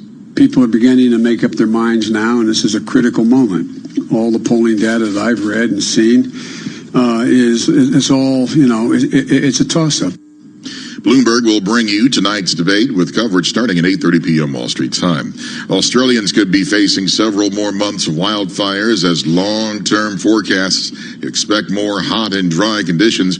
Australian Prime Minister Scott Morrison said today that he was briefed by government meteorologists that even though weather has eased for the past few days, firefighters will face difficult weather into April. Morrison announced the government will provide grants to help fire recovery. Grants up to $75,000 to farmers and primary producers in the affected areas to enable them to deal with the immediate needs that they have where they have been impacted by this fire event. The bushfires have destroyed more than 2,000 homes and killed at least 27 people. A volcano near the Philippine capital is spewing lava half a mile high and trembling with earthquakes constantly as tens of thousands of people flee villages darkened and blanketed by heavy ash. Global news 24 hours a day, on air and on Quick Take by Bloomberg, powered by more than 2,700 journalists and analysts in more than 120 countries. I'm Michael Barr. This is Bloomberg Time. Michael Barr, thanks so much. I'm looking at yields right now. Haven't really ignored it today, and yields have come in off the CPI report. 10-year in 1.84%. I like what Ian Lingdon said out at BMO Capital Markets, where he said it was uniformly challenging. I'm paraphrasing Mr. Lingdon there. 2.30% in the 30-year bond. We've got some curve flattening today. This is Bloomberg.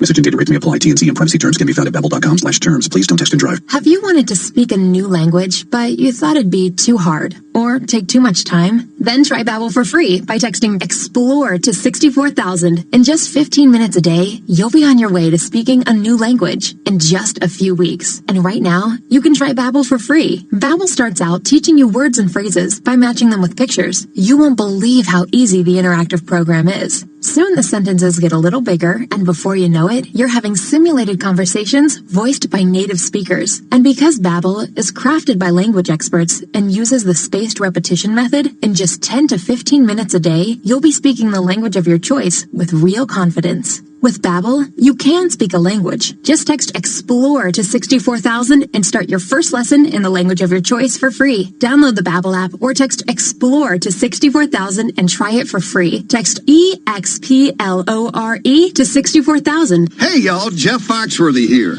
Now, if you've ever found yourself repeating the same thing over and over for 75 years, you might be Smokey Bear. Only you can prevent wildfires. That's why I'm filling in for Smokey to switch things up, because there's a lot more to say.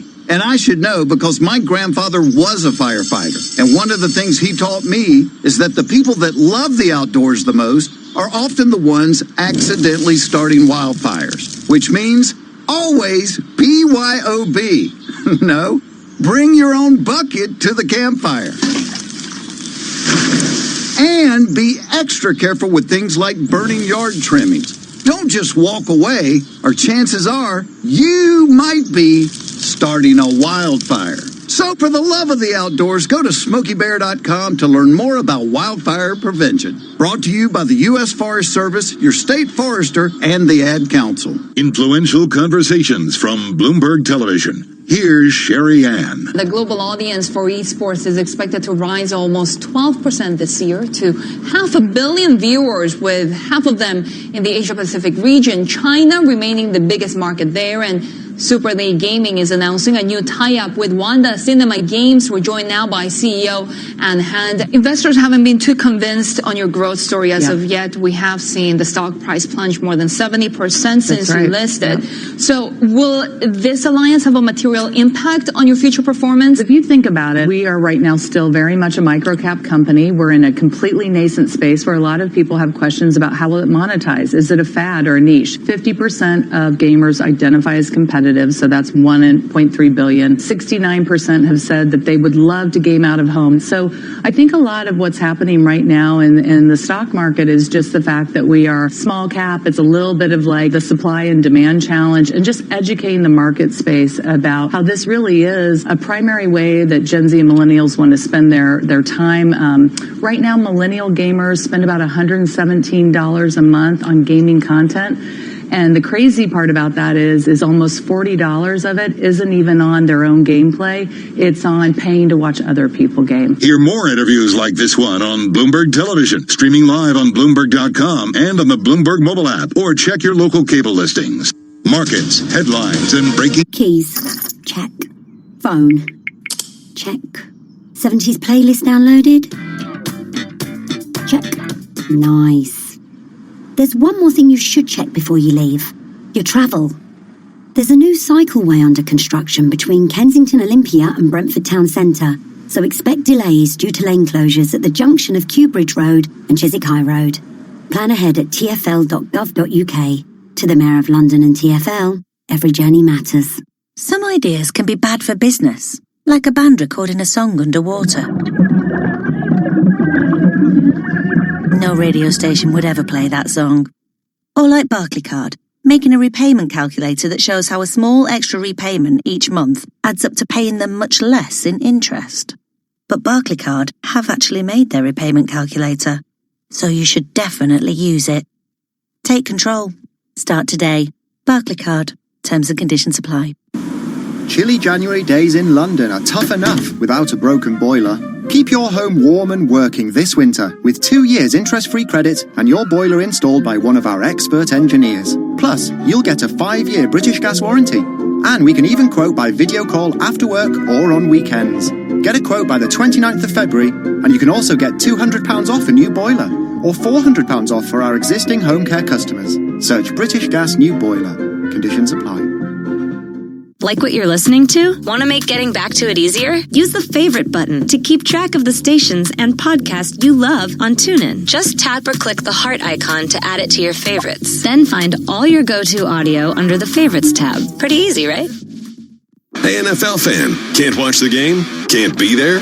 We've got you covered. With TuneIn Premium, you can listen to every NFL game live as it's happening. LaShawn McCoy has an opening on the right side, punches into the end zone for the touchdown. Or catch it later on demand. Offset backs behind Mahomes. The give is to Williams. Starts right, cuts it back to the left, and blows into the end zone for the touchdown. You call the plays. Follow the NFL anytime, anywhere, all season long with TuneIn Premium. Upgrade today. Upgrade to TuneIn Premium and get over 45 commercial-free music stations. You'll also get live commercial-free news, plus live play-by-play games from NFL, MLB, NBA, and NHL. Visit TuneIn.com/premium to upgrade. The puck drops. 12 players face off to win. The suspense is pure torture, but you wouldn't miss this for the world. TuneIn brings you every minute of the NHL season. Listen live to hockey when it matters most on TuneIn. You love TuneIn for live breaking news from CNN, MSNBC, Fox, CNBC, and more. But when you can't catch your favorite show as it airs, it might just be a click away as a podcast. Search your favorite news station to explore all the on-demand news shows on TuneIn. Pascal gobbles up the rebound and slams it down. Catch your favorite NBA team right here on TuneIn. A step back, deep three is up and in. Search NBA on TuneIn and hear all the action. The NBA lives on TuneIn. Want to hear about the latest and greatest things to listen to on TuneIn? For reminders of the biggest live sports games, debates, and breaking news stories, follow @TuneIn on Facebook, Twitter, and Instagram to stay connected with the audio that matters to you. Hey, NFL fan, can't watch the game? Can't be there? No biggie. With your TuneIn Premium membership, you already have an all-access pass to every team and every game in the league. Amazing, right? Steps up, floats it towards at the goal line. It's intercepted. Listen live as the action unfolds or on demand when you can. Anytime, anywhere, all season long. Right side, it is caught. It is in for the right side for the touchdown to Keenan. Search NFL today. Issue as opposed more than just the killing of the General Soleimani. It just kind of goes to the issues of domestic unrest within Iran coming to the forefront.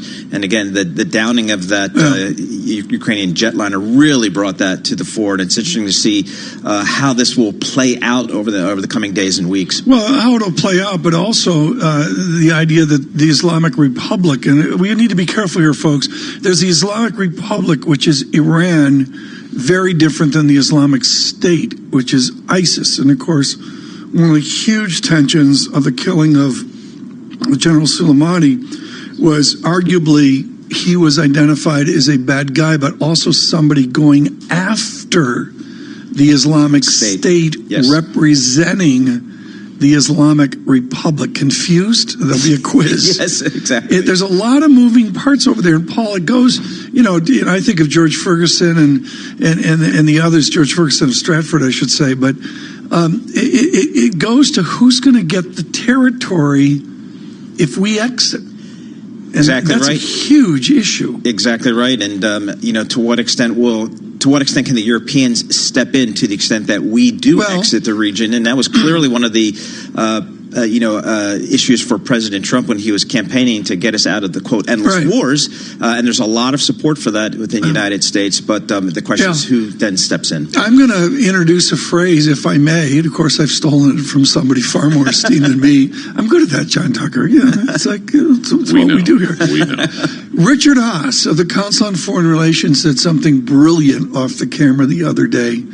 And he said, Iran doesn't have to take over Iraq. They can Finlandize it. Finlandize it. And that is brilliant, off the long border of Finland and Russia, and the huge tension of Russia. And just exerting influence. Exactly, just by well being said. There. Just by being there. Okay. Exerting influence and power without taking over. Ambassador Haas was suggested a Finlandization. That makes sense because you think about southern Iraq, away from the Kurds of northern Iraq and Turkey, in southern Iraq by the Persian Gulf. What do they do with that as well? Yeah, exactly. And so it'll be interesting to see kind of how the issues in Iran play out over the next, again, several days, several weeks. But it appears that the level and the intensity of the civil unrest has taken the leadership by surprise there. And the question is, how will the leadership and the government react? In the time we've got here, and we've talked like 6 days in a row on Apple, so let's try to avoid Apple. Paul, is there a whole part of the market that's not going up? Or, the phrase is so pat. All boats rising. Exactly. Is it all boats rising? A melt up in the marketplace? Yields move, and price lower, yields higher because of a good economy, and then all boats rise. Yeah, are all boats rising? It appears to be, a little bit of a continuation of what we saw in 2019, where we had not just the equity markets, but also, you had the investment grade bond market. Tom had 15% plus total returns. High yield bonds also performing. Municipal bonds. You think about the total return in municipal bonds. What was total? A little over 7%. Joe Misek from Bloomberg Briefs. For 2019. 2019, the municipal bonds, and so you think about that across the fixed income credit space as well as the equity space performing very well. One area that's obviously that's coming back down is commodities. We've seen oil back. It's up a little bit today, but WTI crude below $60 a barrel. In a sense that Mideast premium, that risk premium coming out of the market. Another quick theme here, Paul Sweeney. I'm getting hammered. I'm getting two opinions. I'm getting hammered, and I'm also getting people in support of me. What is fintech? Broadly defined. I'm getting emails like, dead on, Tom. big banks Is it are like too stupid to do nanotechnology? stuff that little firms can These do. little tech firms are kind of disrupting to the extent they can. Is it like something different than like buy a, No, you can get your loan approved in, I don't know, a through couple an app? nanoseconds. Yeah, you just go to an app, click on an app, and get a. And if I need That's money, fintech. I think so. Is fintech buying the stuff that makes that go, the computers and all that? Yes, it is. But you think about it, the banks, you think about the JP Morgans, the Goldman Sachs of the world, their biggest capital spending item is technology as they try to modernize and digitize their businesses. Yeah. Gina Martin Adams, killing it out on LinkedIn, head of our equity strategy here. Value has given back half of its 2019 rally. This is Bloomberg. Good morning. Why has J.D. Power ranked Commonwealth Financial Network #1 in independent advisor satisfaction among financial investment firms for the 6th straight time? We think it comes down to one thing: you. Because it's your input and feedback that keeps us focused on what's most important to you and your clients and continually pushes us to be the best we can be. Maybe that's why we receive top marks in every category of the J.D. Power 2019 Advisor Satisfaction Survey.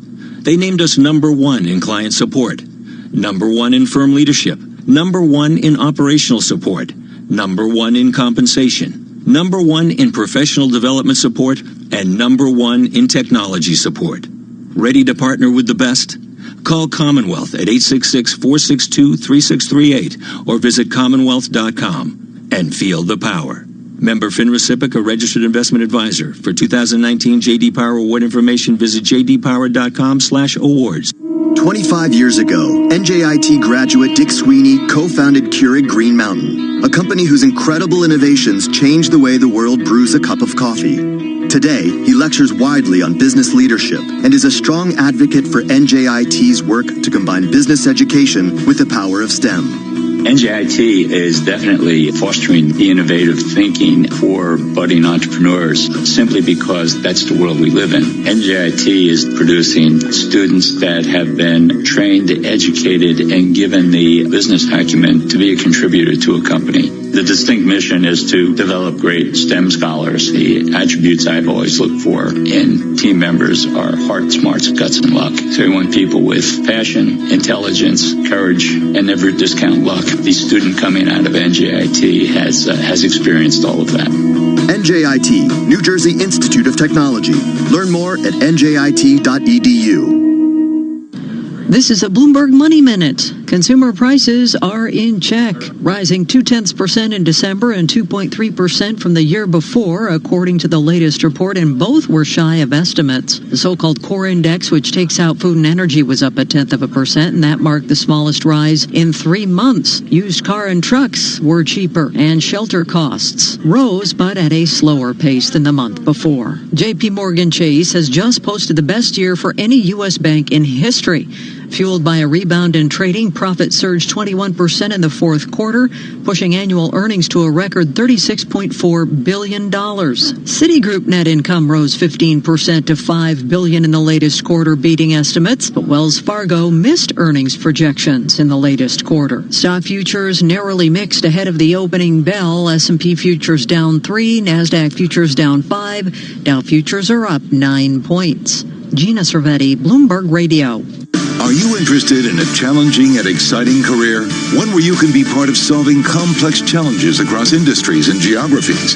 Bloomberg's ever-expanding technology, data, news, and media services foster innovation, empower clients, and offer nearly limitless opportunities for career growth. Visit Bloomberg.com/careers today to view our current job opportunities. Bloomberg LP is an equal opportunity employer. The address once again is Bloomberg.com/careers. Interconnect here. Let's start with the national security implications of this. Balance of Power with David Weston. What could the United States do to help? Weekdays at noon Eastern on Bloomberg Radio. Bloomberg, the world is listening. Broadcasting live from the Bloomberg Interactive Brokers Studio in New York. Bloomberg 1130. To Washington, D.C., Bloomberg 99.1. To Boston, Bloomberg 106.1. To San Francisco, Bloomberg 960. To the country, Sirius XM Channel 119. And around the globe, the Bloomberg Business app and BloombergRadio.com. This is Bloomberg Surveillance. And good morning, I'm Karen Moscow, along with Tom Keene and Paul Sweeney. And the opening bell is brought to you by SEI, with an operating platform designed to support all major asset classes, diverse strategies, and investment vehicles. SEI is redefining wealth management. Learn more at SEIC.com/IMS. The S&P 500 is lower at the open, down 0.1% or 4 points at 3284. The Dow Jones Industrial Average down 0.1% or 33 points at 28,877. And the NASDAQ middle change down 5 to 9268. 10-year Treasury up 430 seconds, yield 1.83%. The yield on the 2-year 1.58%. NYMEX crude oil is up 0.7% or 39 cents at 58.48 a barrel. COMEX gold is down 0.4% or $6 to 15.44.60 an ounce. The euro 1.1113 against the dollar, and the yen is at 110.04. Tom and Paul. Karen, thanks so much. Paul Sweeney and Tom Keene, thank you for being with us on Bloomberg Radio this morning. Right now, my favorite strategist is here. She's head of strategy for BNY Mellon. And Alicia Levine is my favorite strategist because, Paul, she has so much Wall Street experience that she puts it on one page. Did you ever notice that? And she highlights it. There's no 7-page memos. There's no 20-page. It's like, remember Sanford Bernstein in the Black Books? Yes, I do. You'd walk around with a Sanford Bernstein Black Book just to be cool, just to show you were cool. Not that for Alicia Levine. She writes a terse 1-page memo. Alicia, I want to go right to the risks that are out there because we're risk-free right now. We're massively risk-on. And I want to go to just a simple one. Are we grabbing like 8 months of performance in 2 weeks? I mean, that's not valid, right? Well, let's say that maybe we're grabbing 8 months of performance in the previous quarter, right? So October represented the first time that we surpassed the previous high. So for 12, 15 months, we sloshed around at the same levels more or less, even though if you looked at it on an annual basis, it looked pretty good. So the fourth quarter was extraordinary. The earnings estimates, to my surprise, have not come down for 2020. They're still hanging out there at 9 to 10%. And that's actually kind of unusual because normally by December 31, you have some softness in the estimates for the following year. Can I rip up the script? Sure, absolutely. Okay. JP Morgan, one single headline. Year-over-year revenues up 9%? Yeah, no. That's stunning. It's stunning. Both Citi and JP Morgan did it on the fixed side, on the fixed income. Okay, it's a roulette. Well, come on, it's a roulette wheel. Right. I used to spin the wheel. No, I mean, look, the banks have shown us they've gotten through the compression in yields. They got through the inverted yield curve pretty good. If they can get through that, I think they're set up for a really nice year this year. They're still trading inexpensively relative to their business lines. So, Alicia, I don't know if you know, but Tom's dollar cost averaging into the equity markets this year. 0.0005 per day. Yeah, exactly. After being in a triple leverage cash fund for 2019. Should he be chasing the FANG stocks, the tech names, the leaders of this market, or getting a little bit more conservative utilities, some of the more defensive sectors? Look, you're talking to somebody who was around in 99 and 2000. Okay. So, I get queasy when I get asked that question. On the other hand, if this is a liquidity-driven market, and if we're going back to the kind of the high growth stocks pushing it, we see a positive year. You have to own some of it. So, look, Google based for 18 months, Facebook based for almost 2 years. Those are kind of interesting. Also, Amazon has never surpassed its old high, also kind of interesting. Yep. So you have to own some of those large cap tech stocks, but I just wouldn't overdo it. 99 looms large in my mind. And by the way, everybody's talking about how great their 401k did last year. That makes me nervous. It makes me really nervous. I don't want to hear that, right? Because it means everyone's piling in. So how about, the other, I would say, kind of I'm not sure if it's a consensus trade, but a trade I hear a lot about as people think about where there could be some opportunities in 2020 after the great 2019 is maybe like emerging markets, small caps, things like that. Do I need to think a little bit outside the box? So we like actually overseas markets compared to the U.S. This year. We still think the U.S. is positive. We're still the best house in like a mediocre neighborhood. But the issue is that signing the trade deal and separately from that, an uptick in growth is going to be felt most noticeably in the European markets and in emerging markets, simply because they've underperformed for so long. I mean, emerging markets underperformed for 10 years. Europe has really underperformed since 2012. So this is an interesting place to put some capital. Most U.S. investors are not allocated overseas, and they should be. Alicia Levine with this BNY Mellon. What are you seeing your clients do? What is the action plan? Year-end review, maybe tax planning, but what's the mood out there? So there's a lot. Is it exuberance? There is fear. There's fear. No, not about the Red Sox, about markets. So there's rebalancing. There's rebalancing. So fixed income had a great year last year, but also equity markets had a great year. So we are advising our clients that diversification is the name of the game. It's the only closest thing that's a free lunch out there, and you should definitely rebalance so you get some sort of protection out there. We still think duration is playable for risk-off markets. There is still that negative correlation out there between fixed income and equities. So when I think about the market's performance, the equity markets in 2019, it was pretty much all multiple expansion.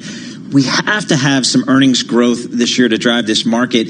And as you mentioned, are you concerned that earnings may be too high out there on the street right now? Because it just seems like we're set up for just the quarter by quarter ticking down of earnings estimates on the street. So right now we're between 9 and 10% for earnings growth in 2020.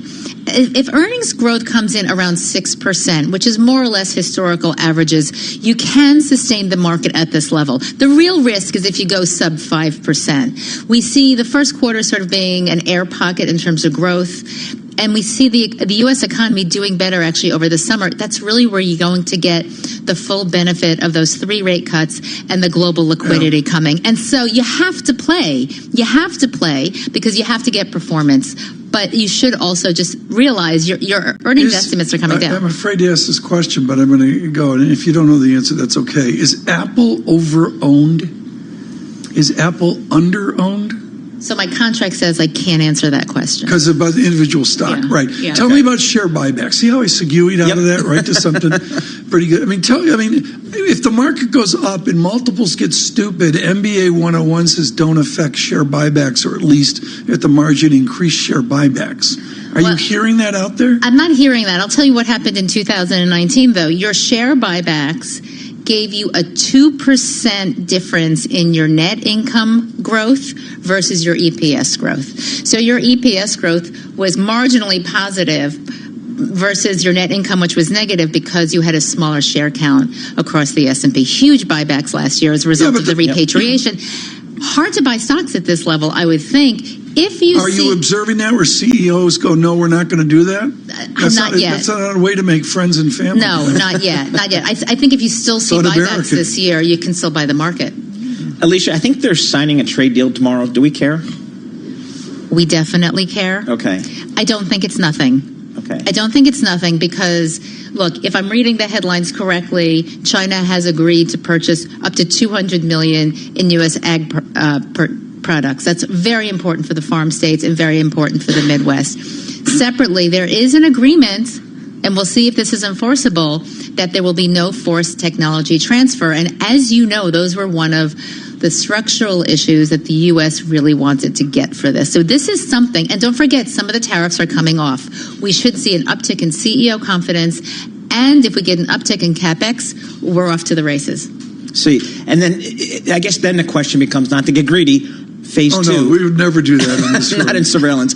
Phase 2, is that something the market even cares about, or is it just taking off that uncertainty of President Trump and the trade issues is enough for the market? So right now, the Phase 1 really is about getting rid of the uncertainty and not escalation of tariffs. If there's any Phase 2, it will start in the next administration of which whoever is sitting in the White House. This is not easy. This is about changing the Chinese economy. Don't think that's going to happen. Alicia Levine with us with BNY Mellon, and we will stick with her. The lots to talk about here, certainly with, we're open for night. It's red and green on the screen, but the Dow's up. Is that is Tesla a Dow component yet? No. Maybe next week. We'll see. We're going to come back with Alicia Lean. Right now, with the news in New York City, here's Michael Barr. Tom, Paul, thank you very much. Iran's judiciary says arrests have been made over the shoot down of a Ukrainian plane that killed all 176 people on board. A judiciary spokesman says extensive investigations have taken place and some individuals are arrested. Also, Iranian President Hassan Rouhani has called for a special court to be set up to try those responsible for the plane shootdown. Democratic presidential candidates are set to debate tonight in Des Moines, Iowa. It is the last debate before Iowa's lead-off caucuses, set for February 3rd. With no people of color debating in Iowa tonight, some are questioning the diversity of the Democratic candidates. DNC Chairman Tom Perez defends his party and its debate rules. We did have the most diverse field in American history, and I'm proud of that. And what we said every month was that the closer we got to Iowa, we would do what we've